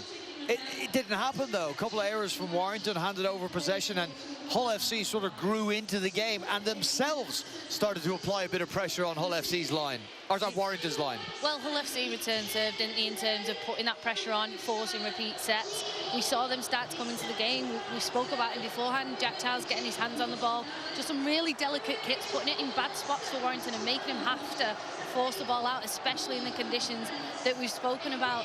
Again, forcing another repeat set with a nice little kick over, so that Matt Dufty has to come and cover that up from the back. But what they didn't have was the finesse at the end of it. And maybe that's the most telling thing, is that when Warrington built pressure, they looked like they couldn't score points at will. Charles throwing the ball over the sideline. And that's where maybe the difference lies, is that when Hull have had the pressure, their inability to convert that into points. But credit Hull with a really disciplined and effective, simple 15 minutes where they just didn't give Warrington any space, and the game looked like it had turned. But as we know, you know, that closing score, how vital might that be? I know. Jody makes a great point, because the atmosphere in here would have been even more different had they not had Josh Drinkwater not broken through what was, I think, ultimately some paper-thin Hull FC defence late in that half. Yeah, look, I think Danny Houghton's one of the most experienced players on that field. He's going to be disappointed with his defence in this. Just takes that dummy there from Drinkwater, and then it's an easy try off the back of it with great support play from George Williams. Why is it so easy? How did it turn out? Well, it's a poor miss from Danny Houghton. Franklin Pelle's effort on the inside the line is scandalously bad. It's a shocker. Yeah, it's lazy. Okay. Rate Warrington's performance out of 10 for me.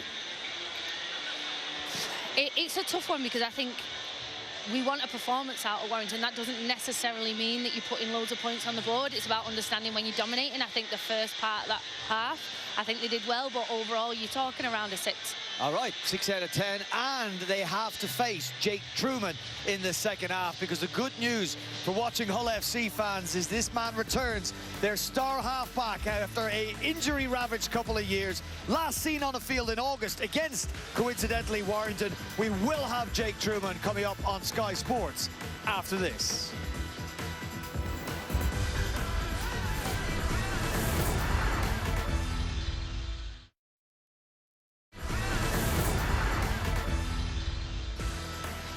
Two games tomorrow to bring a conclusion to round 10 of the Betfred Super League on Sky Sports. Hull KR St Helens, 2:55 p.m. on Action, and that's followed at 5:25 by Lee and Castleford. Part of the Sky Sports big weekend, Formula 1 from Miami, Premier League football on the last day of the EFL Championship. Okay, elsewhere tonight, let's take you back to the John Smith Stadium in a week where Mark Sneed inked a new deal, I should say. Nene McDonald has bagged a brace. 18-0, Sneed converted that. Salford in control against Ian Watson's Giants, and a reminder that Leeds are 22-4 up against the London Broncos at Headingley. And Warrington are 12 to the good against Hull FC in the rain here at the Halliwell Jones Stadium. But the good news for any Hull FC fans here are watching the game is that we will see, I believe, in the second half, Jake Truman back in a Hull FC shirt. Let's get more on that from Jenna over at the tunnel.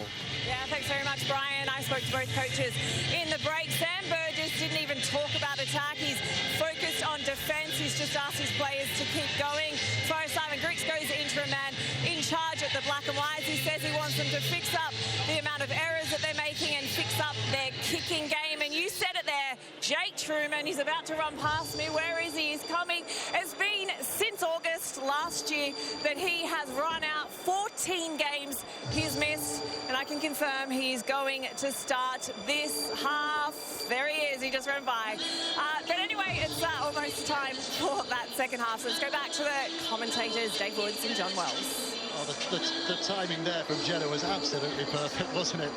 Giving the big hello to Jake Truman. Welcome back to Jake Truman. LFC certainly need his influence. The way things are standing, by the way, with the score here and the scores elsewhere tonight, at the moment, the top 5 clubs all have 14 points. I mean, things might change, but just at the moment, the top 5 have 14. If those scores stay something similar, and if Hull KR beat St Helens tomorrow, the top 6 clubs are all on 14 points. And even if that scenario doesn't happen, it still shows, John, how tight the top 6, 7, 8 clubs are at the moment. Yeah, absolutely. I thought before a ball was kicked this season that you were going to have places decided by points difference. I think that's playing out as it did last year. That's why it's such a great competition to watch. So here we go, second half underway.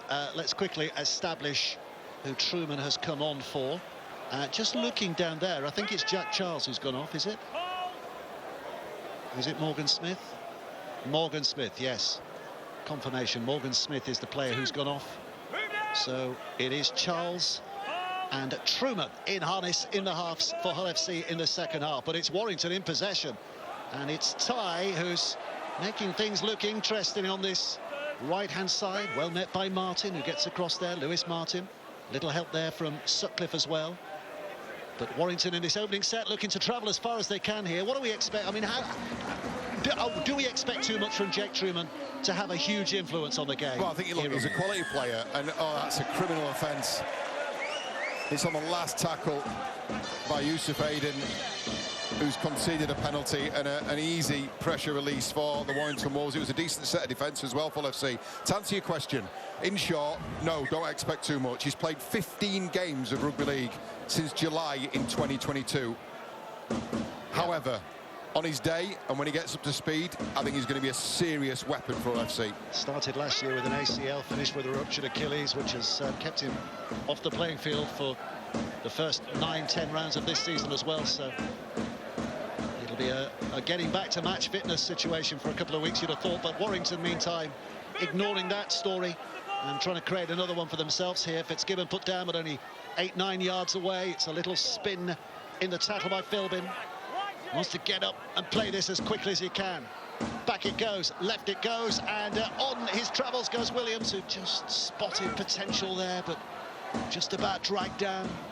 Back to Drinkwater and Dufty puts it over the top, and here comes Stewlis, who's finding the most difficult route he can to crash over the line. He beat 5 or 6 players back on the inside. It's his second try of the night, Josh Stewlis. Even that head injury is not keeping him out of the limelight, and Warrington start the second as they finish the first. Yeah, and it's a devastating double blow for Hull FC. 37 minutes. Drinkwater prizes open what has been an otherwise resolute Hull FC defence, and then within 2 minutes of the restart, Thewlis crosses for his second. And they were creaking a little, weren't they, a couple of plays ago. Dufty again with a miss-out pass. 2 players missed out this time. The scrambling defence, Thewlis just cuts across until he finds a gap in that, and it was between Houghton and Pele, and they open the scoring for the second 40.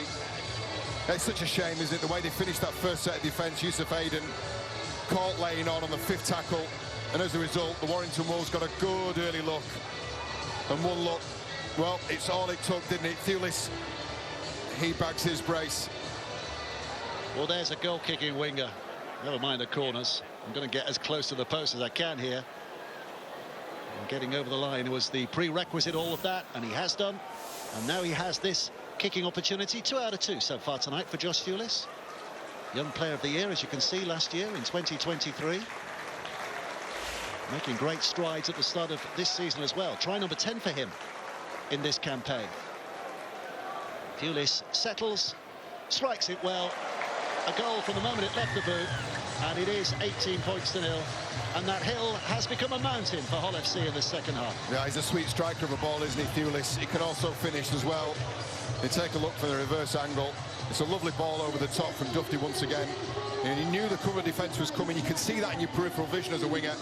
Drop back inside, had a look for the half gap and darted through it. And as I said, that's a devastating start to the second half for Hull FC. And Warrington with a scent of more in their nostrils here. They'll want to turn the screw. They have an incentive to turn the screw as well, because if they win by 27 clear points here tonight, they go top of the table.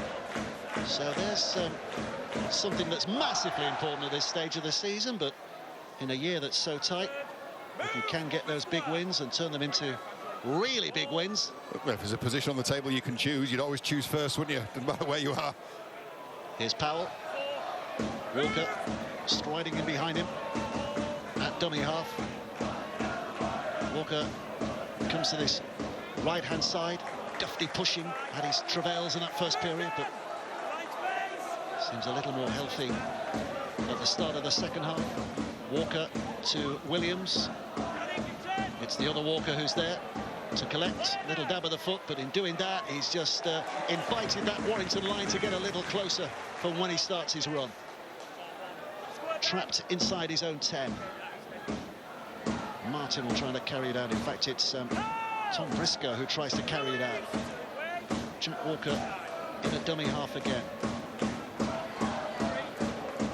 And they're creeping the yards. Martin on that occasion. Walker at a dummy half will go. A little bit of rapidity to his legs as he tries to take his team as far downfield. Give them the best possible position to kick on the 6th. It's with Pele. Franklin Pele hits hard, but finds the ground a couple of yards after he finds those shoulders in his chest. And on the last, they're going to run it here. It's kicked on again by Chamberlain, but Duffy's there safely enough. Cam Scott's up quickly to make the tackle, but Warrington safely back in possession again. Yeah, not a bad place to turn it over. I think the kick took a little ricochet on the way through. And this is where Hull FC needs to shorten up the defence. This is centres often dictate the width of the defensive line. Liam Sutcliffe will be telling everybody inside him, push across. I don't want to see anybody this side of the sticks. Not do that though. Again, it's a lazy arm. Jack Brown may well look, he may well shake his head. But it's the footwork from Thewlis that's done it. He's just crept over the top. It's not initial contact with the head. It's just come off the shoulder, up off the shoulder. But it's the footwork that's done it. Job of the winger. Score the tries, get the yards, and maybe get a penalty in doing that as well. Leeds well in control there, as you would have expected before the night began. 28 points to 4 against London. Still looking for that first Super League win. And what about that for a scoreline? Salford leading 18 points to 0. If you missed it earlier, Nenny MacDonald with a couple of tries there for the Red Devils. Warrington back inside Hull's half here, searching for more. They want a bit of flair, a bit of razzle-dazzle. If you remember the first game between these two, it was quite tight. And then that sending off of New Brown, and Warrington opened up after that. Well, 13 against 13 this time. Can they open up again? Drinkwater, it's a dangerous pass, and Duffy went forward. Referee and touch judge in harmony. He was put under great pressure. It was Chamberlain who came out of the line. Had a look at that read. What a great read that is on Duffy. And that forces the error from the fullback. He's had a good couple of games, hasn't he? This is second since joining from the Lee Leopards. He was finding his opportunities limited. He's a real effort-based player, is Ed Chamberlain. He's a really intelligent read as well. I wonder if he's still ruining that lost interchange, or whether that's drifted from his mind now. So Hull's head and feed. Taken on by Sutcliffe. Danny Houghton ranging into dummy half again. Hull FC trying to blast it away, and Brown penalised as he does so. So a penalty here for Hull FC. Big charge from Zane Musgrove. I think Zane Musgrove was fired up, actually. He made a great carry in possession last set and got cleaned up by somebody. In the referee's opinion, that's a little high. It's just an aggressive that perhaps catches an ear on his way through. But I think he was a bit miffed about something that happened in the set before, Zane Musgrove. So decent chance for Hull FC to build here, but what can they build? 3 scores back. All about performance from here on in, you would have thought. Thoughts of victory slipping away, but they can again, as they did against Leeds last week, put up a much more honest endeavour. Then their fans, those sprinkling of travelling fans here tonight, will be pleased with that at the very least. Here's Brown, Jack Brown, again with a good carry, still taking them forward. It's that balance of his weight. And Houghton comes out, and here's Truman who pops it back, and Walker puts it over the top, and Martin cuts back on the inside, and just for a moment it looks as though he was going to squeeze through, but just about stopped. Sutcliffe back to Truman again, and Pele comes off a flat pass, which is in fact a forward pass. So Warrington survive. Yeah, just see the first signs that Jake Truman is beginning to involve himself in the game. Yeah, that is flat though, isn't it? Forward called by the referee. Yeah, but Truman just starting to organise his charge around the field. Probably needed 20 seconds or so to get his second wind after this second half started. Played in, well, Hull only won 11 games last year, and Truman played in 8 of those, and that tells its own story, doesn't it? To a certain extent. Well, they have got a dominant half on the field now. They've got a dominant, experienced half on the field. A lot of people will be hoping he can stay there, given his troubles. He had a bit of a back problem as well, didn't he, at Castleford? So there was a badly broken thumb, back issue, and then of course the ACL. Yeah. And most recently the Achilles. But in amongst that, a whole heap of talent as well. So a run of fitness and a run of games is due to him. Here's Walker. Danny Walker at a dummy half. Place just quietens a little again now, in anticipation maybe of Warrington beginning to build. Curry back down the middle after his brief spell in the centres when Thewlis was off the field. Duffy Looking to dummy and trick his way through, but there's 3 Hull defenders who are not going to buy that. And Warrington, on the last, they're going to have to kick inside their half. Williams scuttering it along the ground, making it a potential difficult bounce for Walker, but it's kind in the end, and Walker runs it back, and Warrington's chase again is honest. So Hull start from there. Skip back in the inside, and Briscoe coming searching as well. Good carry, smart carry, back in behind the ruck, couple of forwards and switched off for a second. This is what Warrington have done though, even when Hull have poked the nose through, the ruck control from Warrington Wolves has been excellent this evening. This is Sutcliffe stepping inside again, but well met by Roderick Ty, the Papua New Guinean. And now Jack Brown seeks a bit of liberty down the middle, but none found. Houghton, Pele, pounding forward again, still going. Good strong carry on that occasion. 1 play to go. So here comes Truman, who puts the little chip towards the corner. It's a difficult one for Martin to chase. It bounces out of play. Tap back on the 20. Yeah, radar not yet adjusted from Truman. Just a little bit too much mustard on the kick. But it's a much more promising set, wasn't it? You know, Hull FC did find a couple of gaps there. Good run from Briscoe in behind the ruck. Good from Liam Sutcliffe in behind the ruck. Letting themselves down, though, by conceding a set restart here. Warrington regrouping. Heading towards the other end of the field. And it's Williams who tries to take them there briskly, but Pele came out and grabs him. And with the help of Houghton, stops that endeavour. This is King. Toby King, just inside the Hull FC half. The drums stop beating for a moment. This is Curry who spins away and almost gives it away. Truman's trying to get there. Williams bats it back. This might be danger. Everybody's pulling and pushing each other. I think the referee says we'll go back to the first. Yeah, I think it's a Hull FC knock-on, I think, in there as well. It's just an arm that's gone in there, a hand at the point of the pass. So it's Curry tries to get the ball away, and it's just that hand in there from Jordan Lane. Yeah, Musgrove doesn't take the pass. He recognises it immediately, doesn't he? Players are so aware these days, aren't they? It's just a fingertip from Jordan Lane. And another set of 6 that they will have to defend. Here we go, boys, please. So, head and feet here for Warrington. Great starting position. 40 metres to cover. Looking to find their point of attack here, and Dufty taking off, just had his shorts pulled, which slows him down, but barely slows him down, and it takes them 3 of them to wrap him up and put him down in the air. That was thrilling stuff from the Warrington fullback, and Warrington, as a result of that, find themselves in an excellent position. It comes along the line to Williams. Williams with a step, and Roderick Ty bursts through, and this is a hat-trick. A hat-trick for Josh Dewlis. What a night he's having, and Warrington, well, just threatening to run away with this now. Yeah, it's great work, isn't it? They have looked very, very efficient, very surgical, but it was all started by this man, Matt Dufty. I mean, he's averaging over 200 metres a game. He's up in the 180s at the moment following this run. He just refuses to be tackled. Such a well-balanced runner, real athlete. And as I said, he's added a whole heap of other skills to that Arsenal, but it revolves around that running game. When the ball spread out quickly, nice little change in tempo from Sam Powell, Williams to Ty, and the man over is Sulis, who cuts inside the despairing attempts of the Hull FC defence, and he grabs his hat-trick. Take another look at this. I like mid-play. Look what Sam Powell does. Just straightens it up, slows the defence down, makes them bite. That pulls everybody in a step or two and opens up enough of a gap in order for Ty to slip the ball to Thulis, and that's a tidy hat-trick. Well, 22 points on the board at the moment, and 18 of those Thulis has scored.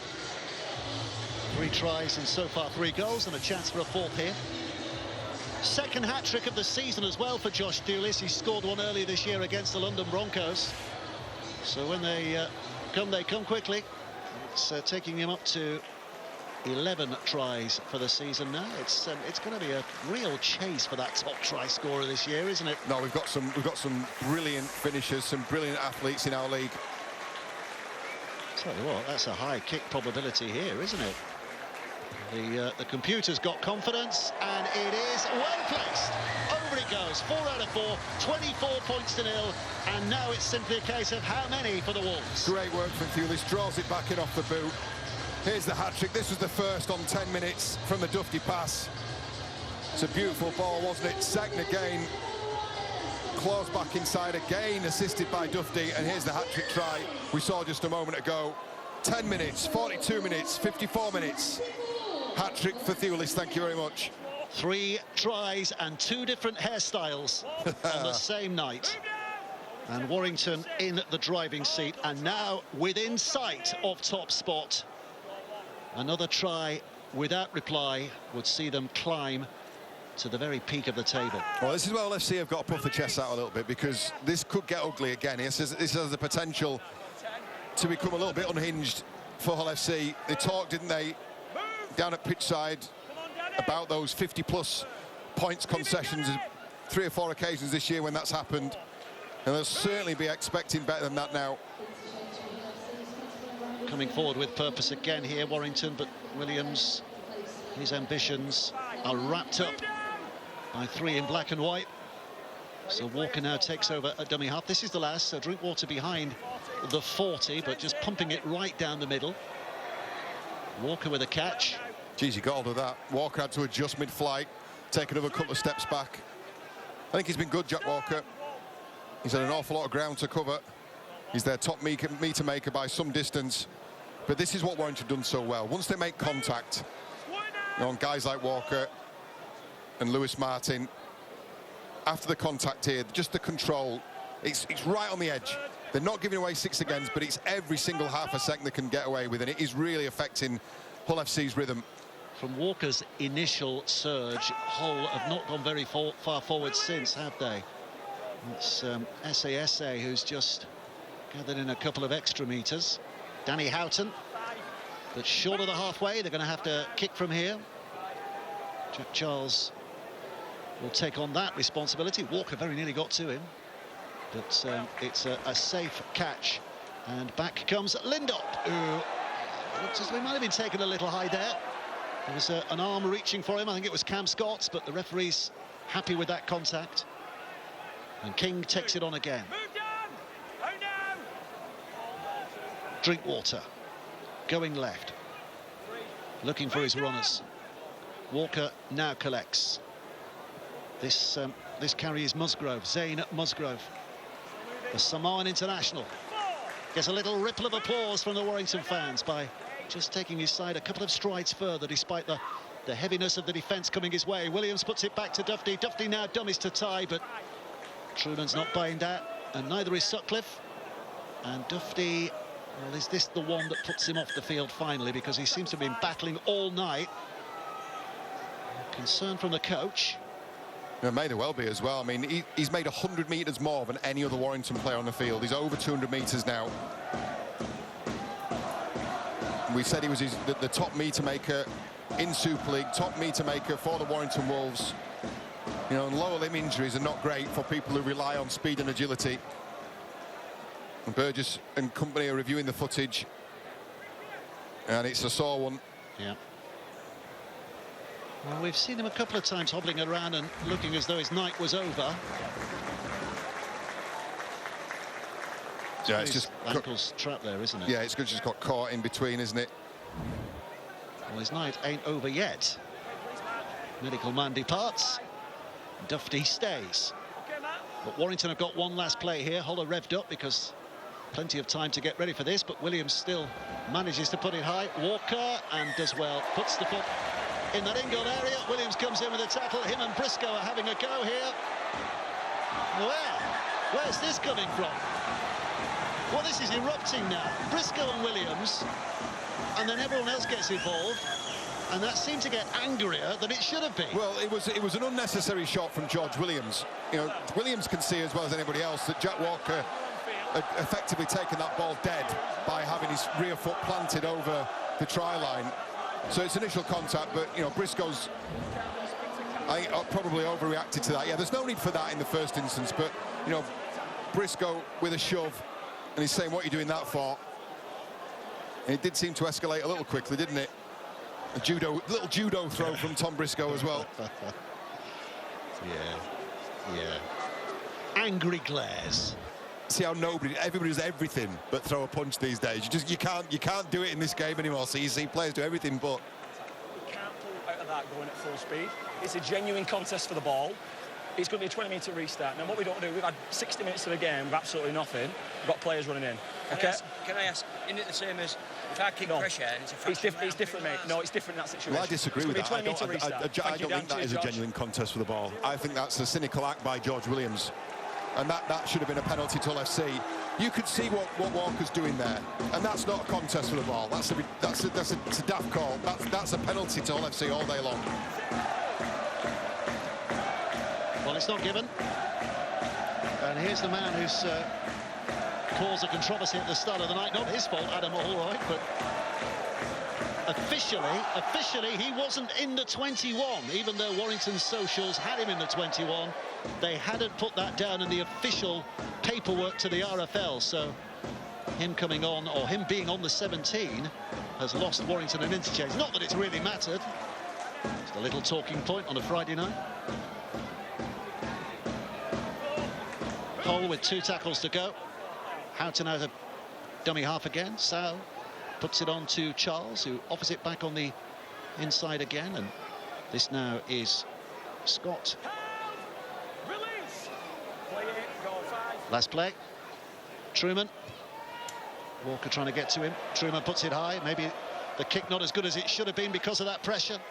It's batted on, it's kicked on by Danny Houghton. What sport are they playing there? There was a mix of basketball and football for a moment. Warrington get it back to rugby league.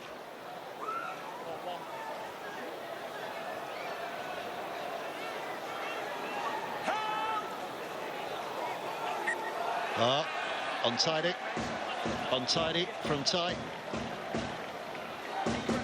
Head and feet for Hull FC. Incorrect. Fixed handover. Play the ball, lads. Yeah, it's just loose, isn't it, from Roderick Ty? He was one of the players that I was really looking forward to seeing. He's going to be another one for the dry tracks. We've signed a lot of players in Super League this season. Lockie Miller was talked about at half-time. Roderick Ty's another one. When these grounds firm up, I think you'll see the best of him. In another game tonight, Adam Swift has scored. I'll tell you the details of that in just a second, because it's quite a record he's building for himself, Adam Swift. But he scored again. It's almost inevitable that he will score. But I'll tell that in a second, because Hull FC have got a chance to attack here, a chance to wreak a little mayhem. SASA drives it in. Danny Houghton's down at dummy half. Sow's pawing the ground. It goes behind him to Truman, and Truman with a step but can't get past the oncoming defenders who come with real enthusiasm. Curry completes the job. Houghton, Sow, swaying the hips, stepping off the feet, not finding a way through. So last play, Houghton. His little kick, played out, but Warrington have it anyway.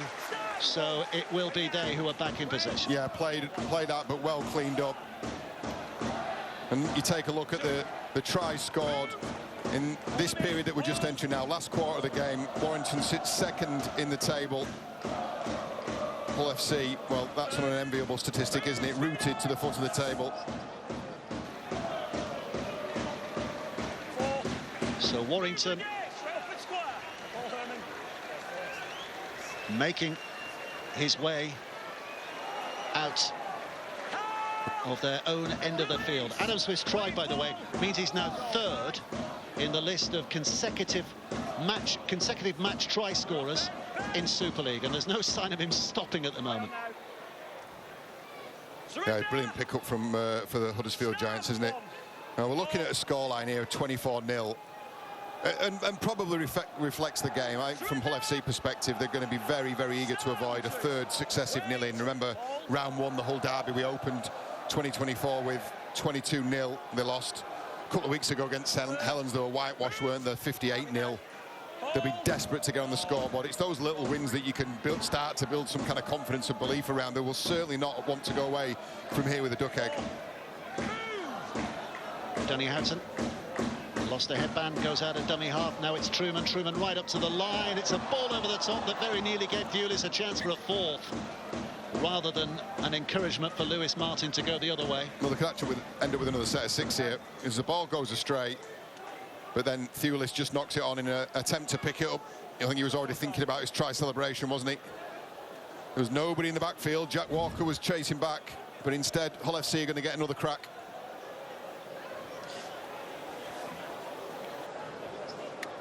On the line, boys, please. Don't go early. 10 seconds. Heads in, Dan. Heads in, Paul. Wait for me. Truman Off. to feed. Houghton. Charles helps it on. One. Move. Square now. Interchange 4 of 7 for Warrington because, as we mentioned earlier, they've lost one.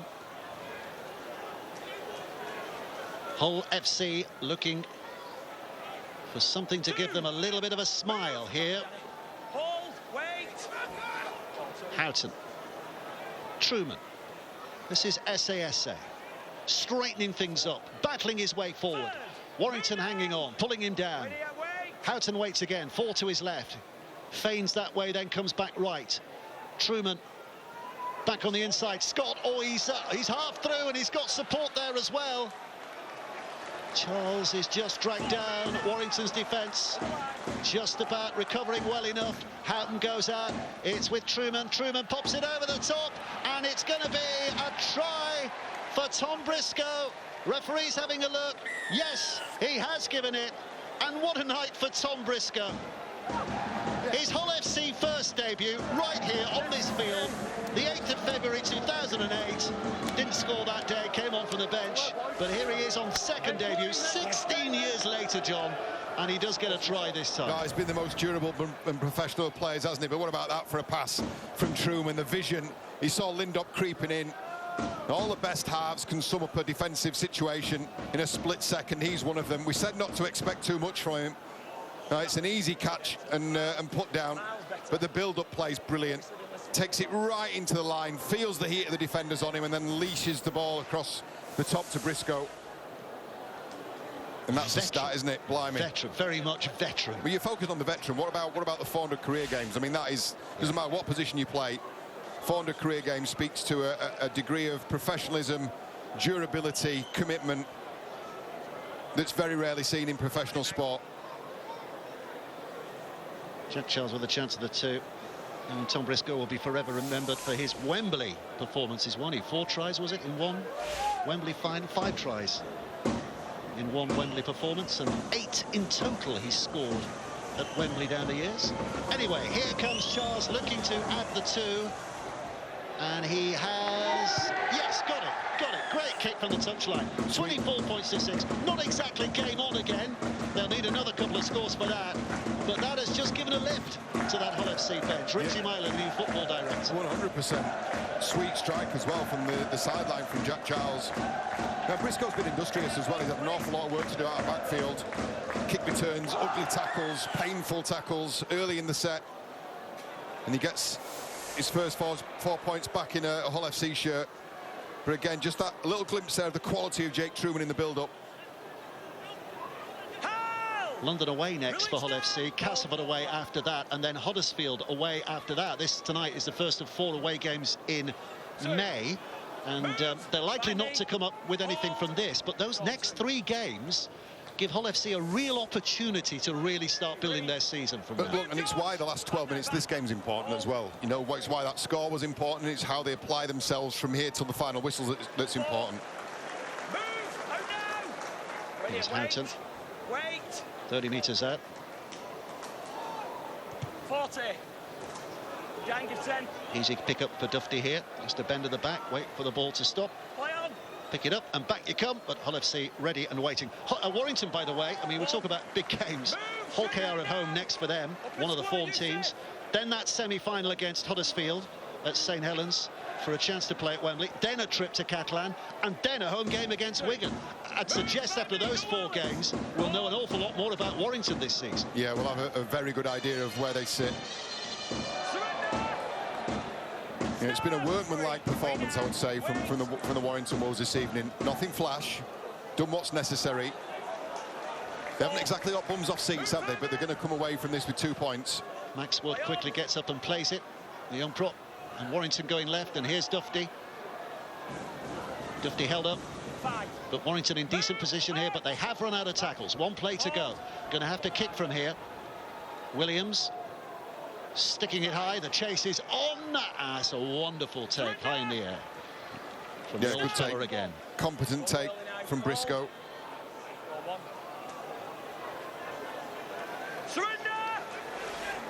Oh, look at that. Huddersfield are not down and out just yet. Huddersfield 10, Salford 18. Was 18-0. Yeah, don't forget the kick-off time on that one. That was a little earlier, though. That's very close to a finish. And Leeds cruising there, 40 points to 8.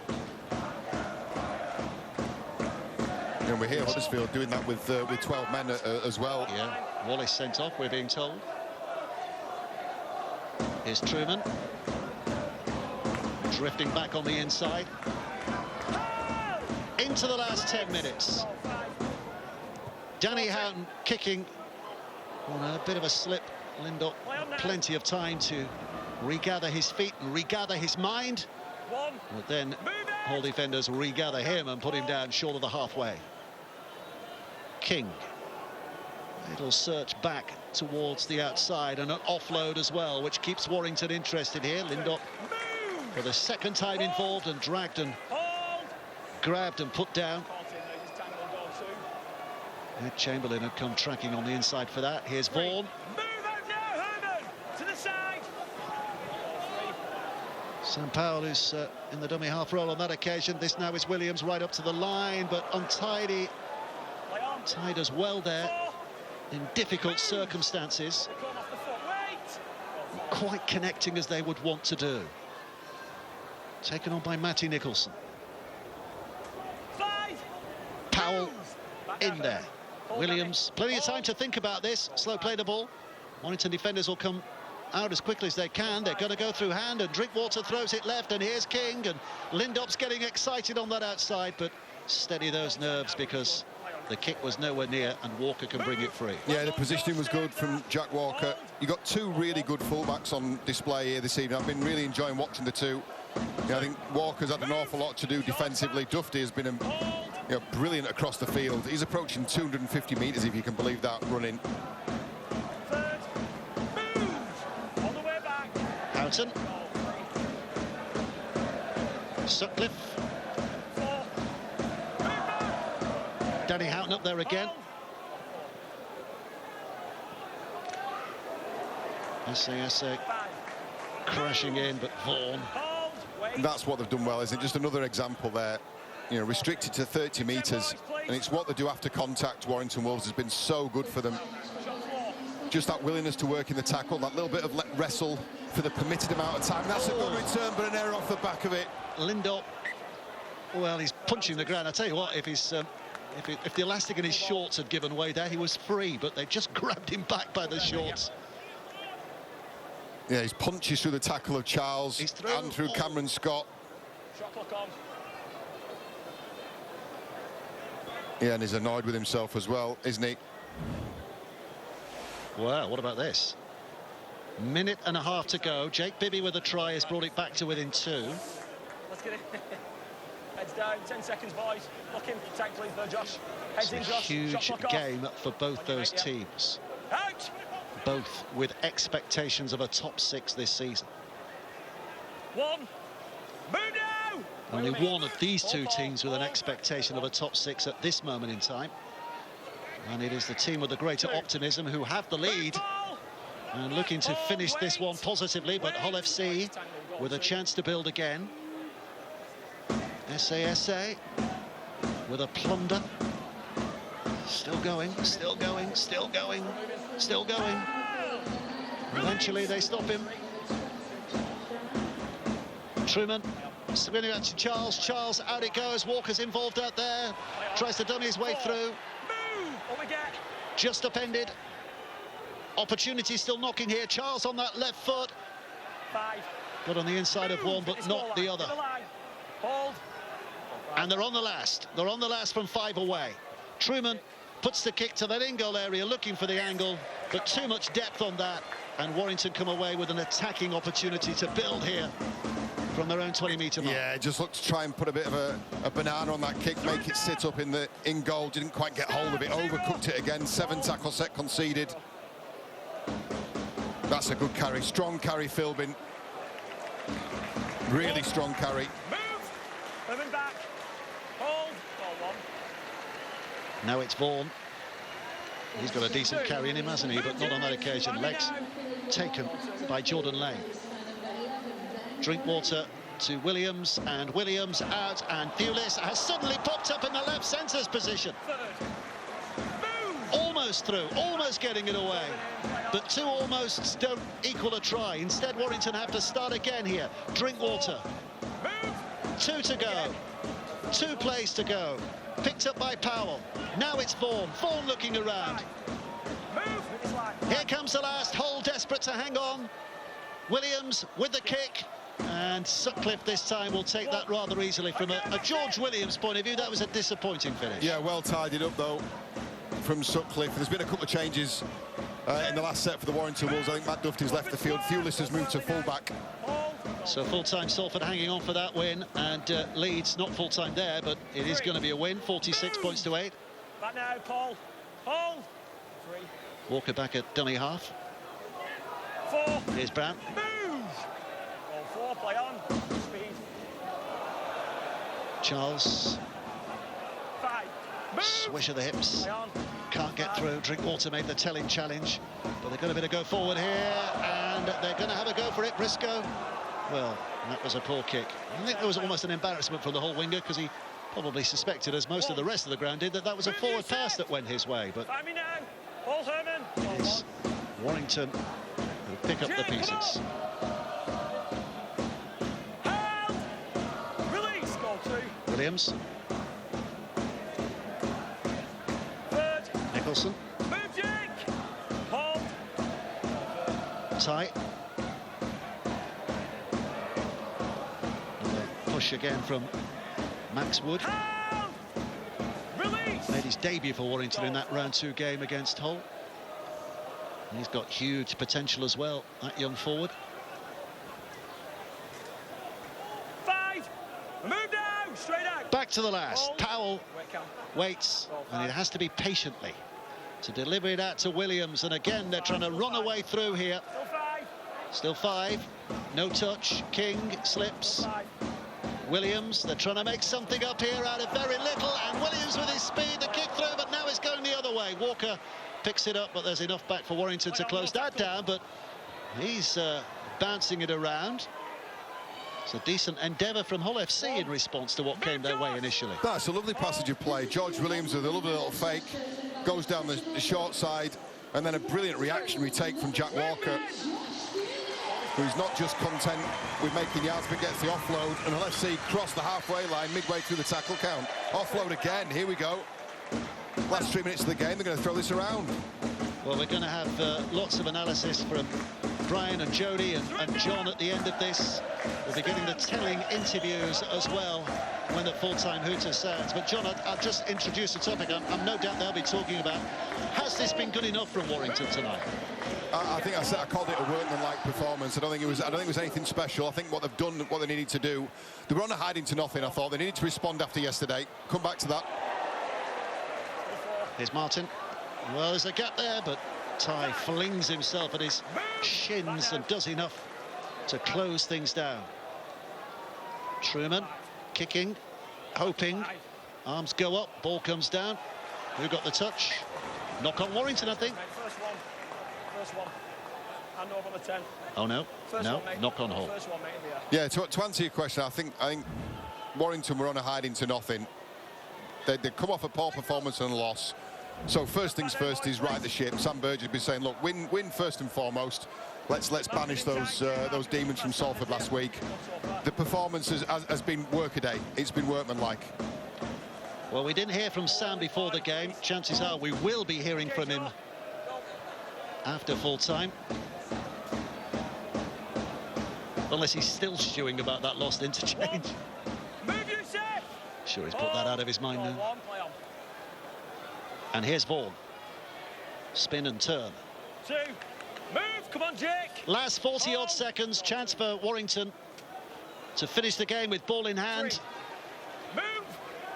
Another 3 plays to go. Another great carry from Philbin. Sorry, Dave. I've just really been impressed with him. Williams to Thewlis. Thewlis onto Curry. Curry now flicks it back to Thewlis. There's a bit of a space ahead of him, but that's closed down quickly because Martin gets into him, but the offload's there again. It's galloped on this time by Matty Nicholson. Nicholson put down. 15 to go. Clock counts down. We're getting close to the last play of the game. This might be it. Warrington maybe chance their arm. Vaughan pops it up. Popped back by Williams. Ball goes to ground. Still they keep it alive. Not now. Thewlis has knocked on, and that will be the end of the game. A disappointing last few moments, but Sam Burgess will be very pleased with what he's seen from his charges tonight in terms of another 2 points on the board. They go level with that cluster of clubs at the top of the table. Not quite clear on points difference, but good enough tonight, and certainly good enough to beat Simon Griggs' Hull FC. It's finished here. Warrington 24, Hull FC 6. Dave John, thank you very much. Sam Burgess in conversation with defence coach Richard Marshall and the man masterminding their attack, Martin Gleeson, in the middle of that trio, who will debrief their side shortly. Their side that has delivered a performance that was just good enough. Well, there's a saying in golf, isn't it? There's no pictures on a scorecard. Well, there's no pictures at the end of the year on this result. It's 2 points.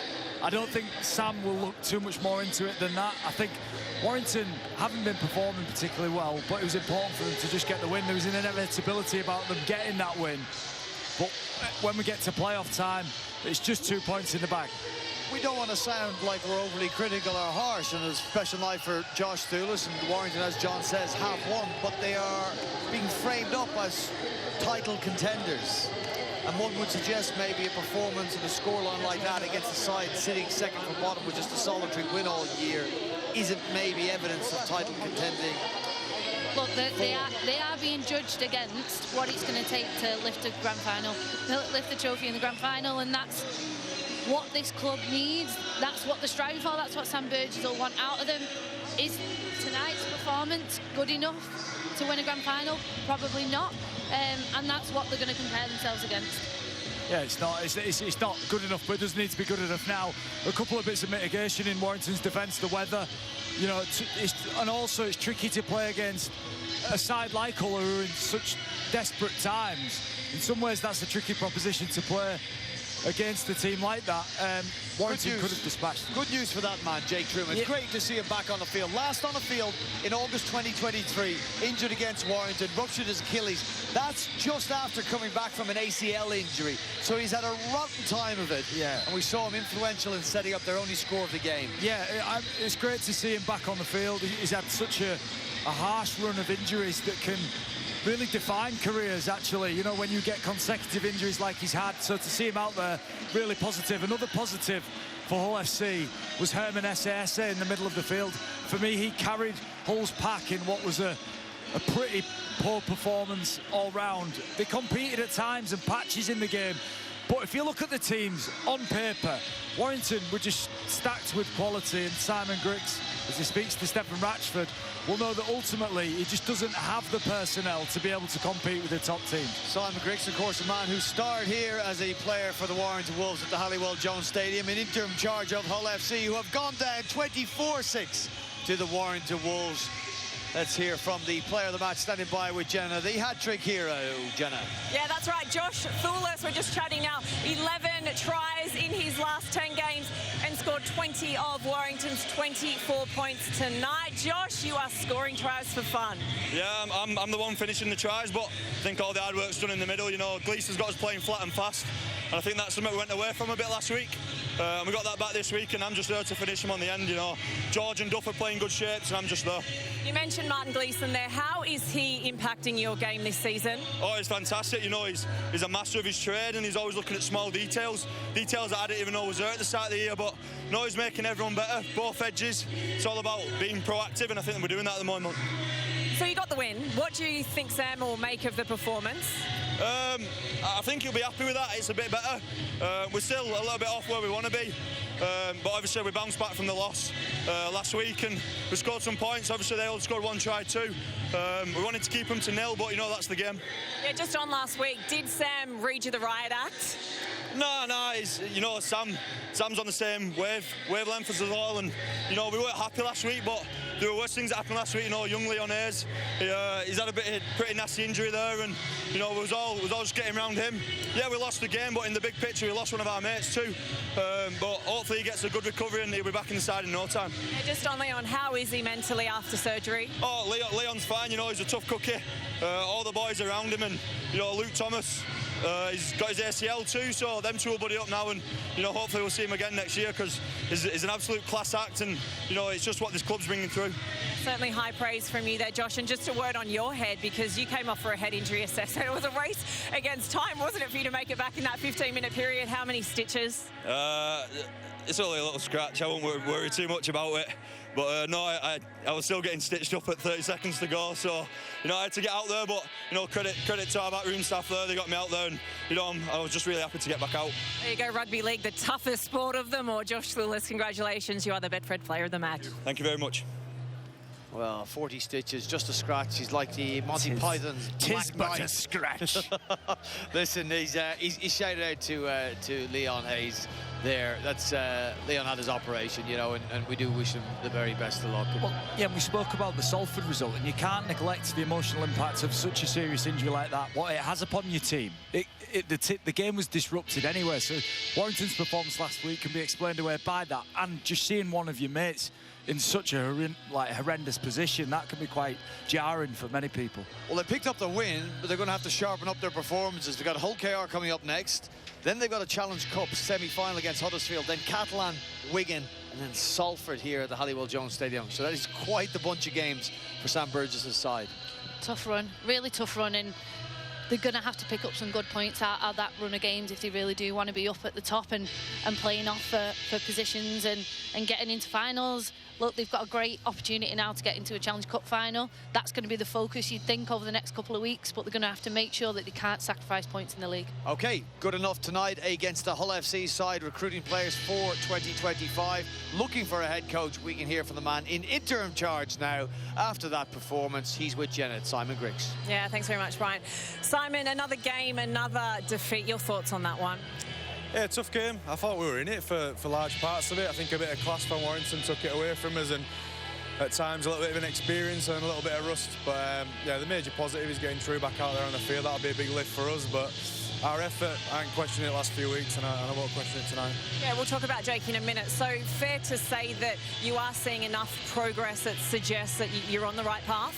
Yeah, I think so. I think we are progressing. We've got a couple of bodies back, which has obviously helped us, but there's a long way to go yet to be the team that we want to be. But if we keep taking the little steps forward and sharpen ourselves up a bit and stop giving the ball away on occasion, which is we're not that team, and when we can't give it away as much as we have been doing. So just tidy up, keep trying to get better every week. What kind of team do you want them to be, and are you the man to make that happen? I think short term we just need to make ourselves really, really hard to beat. Then, you know, the likes of Truman and whatnot will get the opportunity to show their talent, but we're making progress on that one. They're making ourselves hard to beat. I know the scoreline got away from us a bit tonight, but I thought we were in it. We had some opportunities, but we just got quite a way to go to where we want to be. It is 8 defeats in a row now. I mean, even in dark times, there are positives. What are the positives that you're seeing? And I mean, Jake Truman, him being back, first game since August, that's got to be one of them. Yeah, true, of course. Classy player. He's been through a bit and showed some really nice touches there tonight. Obviously, a little bit of rust as well, which is important to get that out of him. But he'll be more confident off the back of that. But across the board, there's some really good stuff in there. I just want to comment on Jack Charles, young Hull lad who's got a bright future in front of him, trying really hard. He wears it pretty heavy at the moment when we're losing. He's really proud of his club and his city, and he's going to come a long way and learn a lot from these experiences. Simon, just behind closed doors, what are conversations that you're having with Richie Myler and Adam Pearson? All sorts of stuff. Reminiscing in the first part, but trying to put together a plan of what we want to be and what we want it to look like in the future. But that's a slow burner, and there's a lot of work to do. Simon Griggs, bad luck tonight. Thank you for talking to us. No worries, thank you. Yeah, next up is London, who went down to Leeds tonight, sitting bottom of the table, and they've got Castleford sitting just above them. Huddersfield, Leeds and Warrington. And Sam Burgess commiserating with Simon Griggs. It's going to be a tough one. I'll tell you what, forget about the players for a second and forget about the interim head coach and the director of rugby and Adam Pearson. It's going to be a tough one for the Hull FC fans. They're going to have to watch for 2/3 of a season as their side can't get relegated. It's going to be grading next year and they're one of the grade A clubs, and won't make the playoffs. So it's essentially the love of the club that is going to get them in through the turnstiles. I mean, you can talk about building for the future, but that side is going to look radically different if they'll have a chance next season. Yeah, you're right, and it's hard to sugarcoat it, I think, for the Hull FC fans.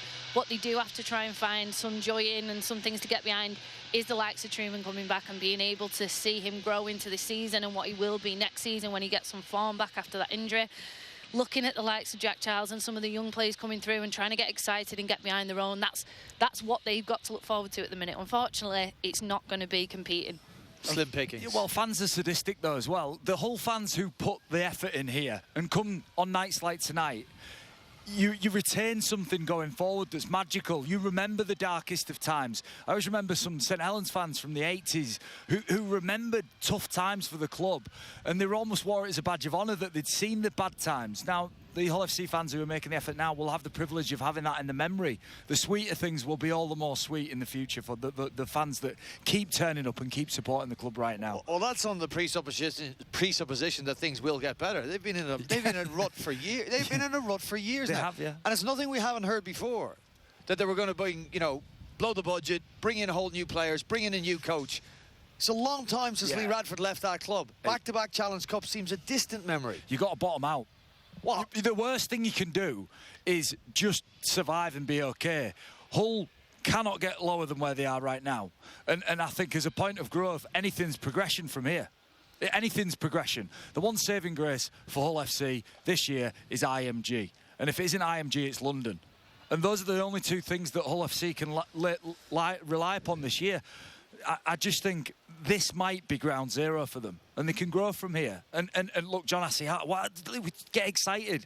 Hull FC fans can get excited about that. You can build a squad around him, but this is ground zero, isn't it? John referencing, if you hadn't heard today, that Hull FC have signed from season 2025 for 3 years, and we believe a high-value deal. John Asiata, the star from the Lee Leopards, so they brought him over, and rumours, of course, circulating in the Rugby League world pre-game that they were going after the Lee Leopards coach Adrian Lamb as well.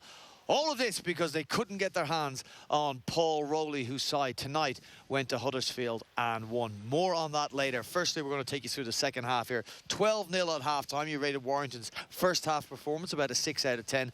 They came out and scored more points in the second half, but probably didn't go too far above a 6 out of 10 rating in your mind.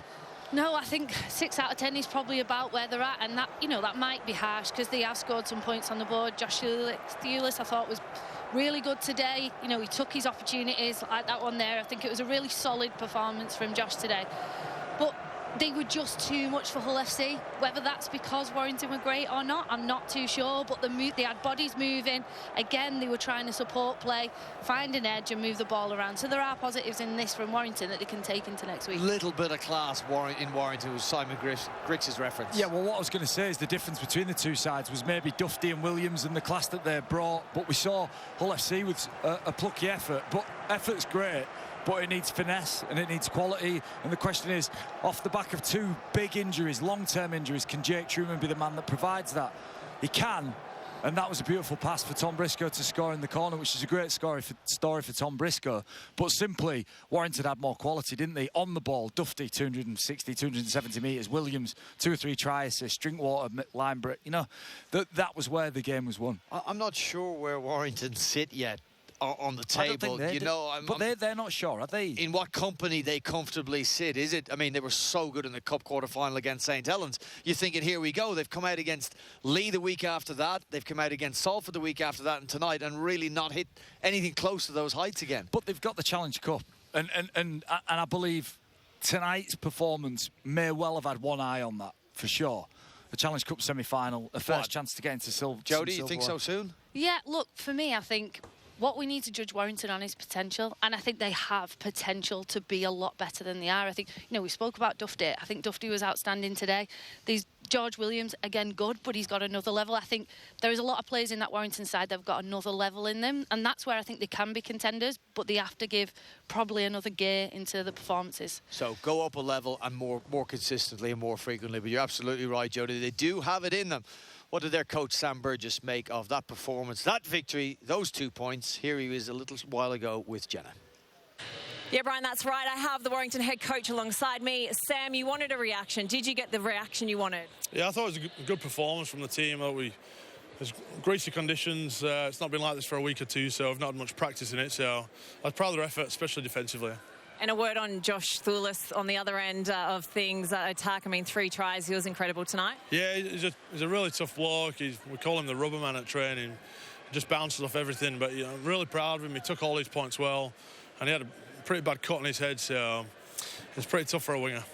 And what about when Dufty went down on the hour mark? We had a shot of you looked a bit concerned. He did come off before the end of the game. Is there an injury concern there? I don't think so. I just Mr. Hollywood, Duff, he likes the drama. So, but he's just such an integral part of the team. So obviously it's not ideal, but he's fine. He's all right.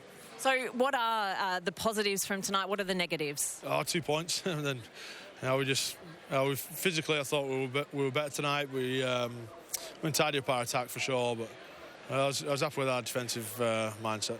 Sam, I have to ask you a little bit of drama ahead of this one. You lost an interchange before the game even started. What happened from your point of view? I don't know. It's poor management from someone.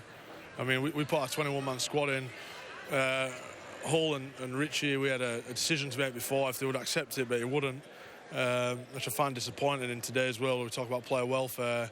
We named the 21-man squad. It's on our. Everyone tells me on social media. It's public. So then we've got to get it right. It's just we all talk about concussion, protecting our players. Well, tonight you failed. So someone needs to be held accountable for that. Who do you think needs to be held accountable? The game. Someone. I don't know. We had a choice to make before the game, okay, and we didn't make the right choice for the players, okay. If it had been the other way around, I'd have made the right choice for the players, regardless. We're living in that world now, so let's all get on board. Otherwise, what are we doing? All right. Sam, thanks for talking to us. Sam Burgess v. Richie Myler. Okay. There's only one winner. Okay. Well, I'll tell you what.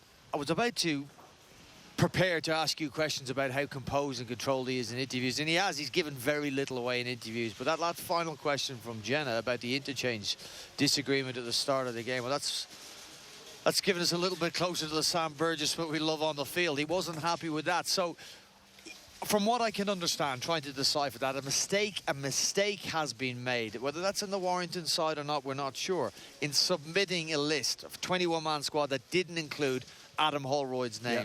They then have identified the mistake, gone to Hull FC and said, are you okay if we include Adam Holroyd? And they said no. Yeah, and then the question is, what do we know about Sam Burgess? It is about respect, about honesty and about integrity. And I think what he's saying is he would like to be treated in the same way as he would treat Hull FC. He was almost admitting there that if Hull FC had got that wrong, he would have let them have that substitution. Hull are in... They're desperate. They're like the animal wounded in the corner of the room. You just don't want to go near him. As he asked Richie Myler if he can have the sub, and they've said no. Well, can you blame Hull?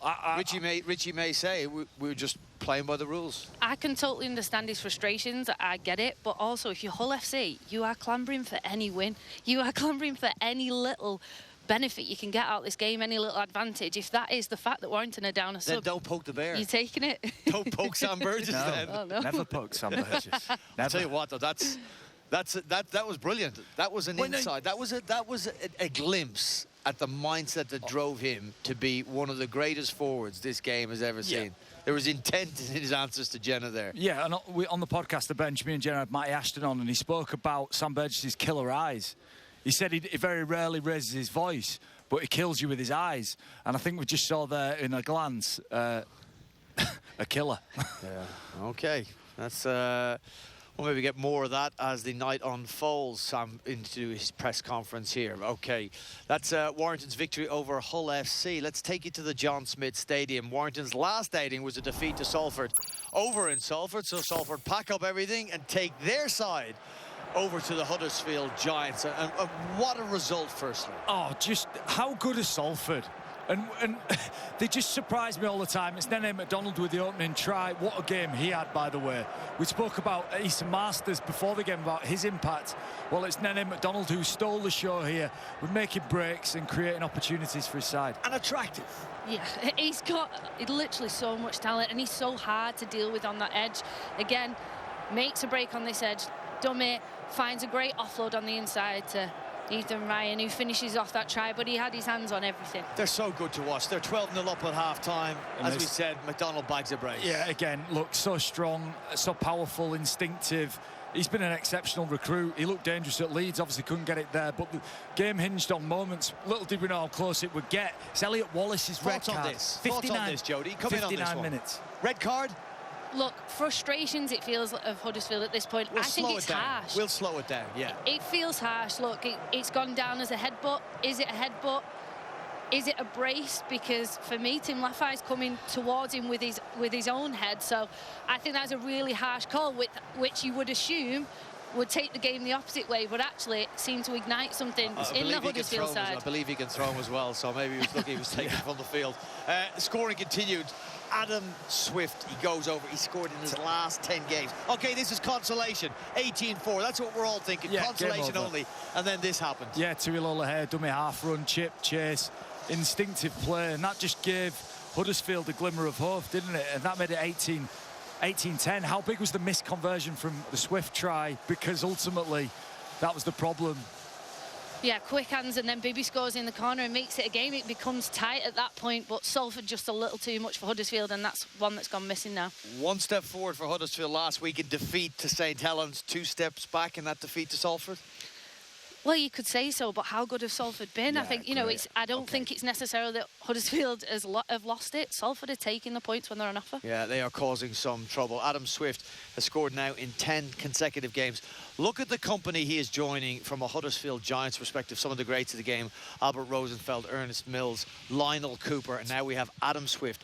10 consecutive games for Huddersfield. You've said it a million times on this. What a signing from Hull FC. Yeah, an exceptional signing. Adam Swift is an instinctive try scorer. It's just such a small part of his game because he brings so much more than that. But he'll be more disappointed with that result. Huddersfield have just got put away by Salford after producing a really promising few weeks of performances. I think they'll be more frustrated to be 18-0 down and just no chance almost of getting back into the game. What a performance from Ian Watson's men. What a season Salford are having, what a season Hull KR are having, and just keep surprising us every week. It's great to watch. Yeah, it's a condensed league and a surprising league as we head, hopefully, into the summer. The rain falls here in May at the Halliwell-Jones Stadium. There was another game tonight on Sky Sports. Leeds against London, bottom of the table, London. Some really interesting decisions made by Rowan Smith before this game. Matt Frawley dropped for Jack Sinfield, and Jared O'Connor getting a start ahead of Andy Ackers, the other pre-season high-profile signing. Yeah, Croft up and scoring, and there's been a lot of question marks about the spine. Well, it really delivered in the opening exchanges against obviously a weak London team. Croft with the first score, and then Lachie Miller, I think you made a point about dry tracks.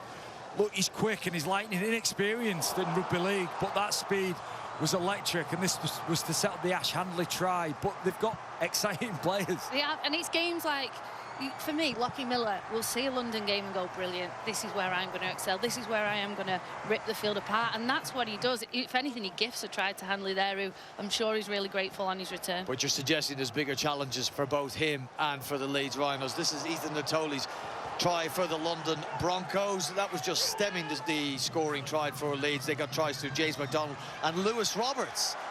Yeah, at the end of that first half. Yeah, a solid first half, but you'd expect Leeds to be putting London away in this manner. Lewis Roberts scores over on that right-hand side. And this is what you would expect Leeds to do at home against a weak London side, isn't it? Worth making a note of an injury occurred. Leeds Rhinos lost Riley Lum, who was so good against Hull FC last week. very early in that game, in the opening few minutes, Alfie Edgell came on. That was Michael Gudeman's first Leeds try, 28-4, and then the Jack Sinfield intervention. Just nice support play from Jack Sinfield in for Frawley. A bit of pressure with that, wasn't it? But London weren't done. You know, London, I think you can say about Mike Eccles' team is they keep trying. A crossfield kick here, it's batted down, ends up in Robbie Story's hands for a relatively easy finish. But they kept fighting, didn't they? That's the positive. Mike Eccles' team have got fight in them. Take us into the mindset of a player in a team that is playing games they're expected to win, because you've had plenty of that, haven't you, Jody, with the St. Helens women's side, as that game is growing, that derivation of the game. Look, the games against London are hard, so for Leeds, you're looking at performances. How do you judge it? What is a good performance? Is it 40? Is it 50 points? How are you judging whether this is a good performance or not? For me, you're probably looking at the other side of the scoreboard. You're looking at the 8 and the fact that actually you've conceded 2 tries. If you're conceding 2 tries against London, how are you going to do that against the St. Helens or Wigan or Hull KR? So that's, I think, for me, where you want to look at improvements for Leeds. They needed to win, they needed to perform, and they needed to stop the discontent that was starting to murmur and swirl around Headingley. Yeah. We'll get home, we'll get a look at that game and see if the performance was such that may have done that. Yeah, vitriol grows, doesn't it? And the more oxygen it gets, it thrives, and Leeds just need to nip that in the bud. I played at St. Helens for a period where I just felt like we couldn't get ahead of that. You know, we were losing games, performances weren't so good, and the atmosphere can be really negative for on-field. You walk out and the atmosphere feels negative. Now, I felt that at Leeds. It put me back in a position where I felt in 2015, you know, where things weren't going so well. And I know you need to turn that tide. And look, I don't think beating London handsomely will turn that tide. But they need to produce some good performances. And otherwise, that pressure will tell and something will give, won't it? And that's not what Leeds want. They got a couple of really difficult games coming up, Leeds, and then some winnable ones over the next 6 or so weeks. We'll get a better handle, though, in about 3 weeks' time, where Leeds are. Contenders at the top, are pretenders going to scrape into the top 6 positions. I can just bring you some news. Just behind us here at the Halliwell Jones Stadium is the tunnel where the players and coaches will have gone in after the final whistle, and where Sam Burgess went in after that interview you saw with Jenna. We're having reports back from that tunnel that there was an altercation of sorts between Sam Burgess and the new director of rugby of Hull FC, Richie Myler. Strong words, we believe, were exchanged on that. If we get any more details on that tonight, we'll of course let you know, and if it takes for a little longer, we will put them up on the Sky Sports website. Let's bring you through the rest of the fixtures that we've got coming up for you on Sky Sports. It is, of course, the Sky Sports big weekend, and we got 2 more games playing a part in that weekend. Tomorrow, Hull KR taking on St. Helens and Lee Castleford. Note the times: 3 p.m, 5:30 p.m. on Sky Sports action. Huge weekend of sports. Well, let's have a look at the Betfred Super League table. Plug all those results so far from round 10 into it. You can see just how condensed it is. Just 4 points separating St. Helens at the top, who are in action tomorrow, and the Huddersfield Giants sitting in 8th on 10 points. So much to play for. I'm just hearing in my ear, we do have vision from that tunnel area, and we'll just keep an eye out and see if we can see Sam and Richie Myler. That was earlier on. We might just get another look at that, if you would. But I might just get another look. I'm trying to put myself in Richie. I'm going to make light-hearted of this. I mean, there's a Richie Myler. I think that's coming at me in the tunnel. Sam Burgess, I'm stepping out of the way. Well, look, sport's about passion, right? And we always want people to be passionate, and passion overflows. We're emotional. Everybody's emotional in life. Like, we all get emotional about things, and that overspills at times. Sam was emotional. Richie's going to be emotional during his career.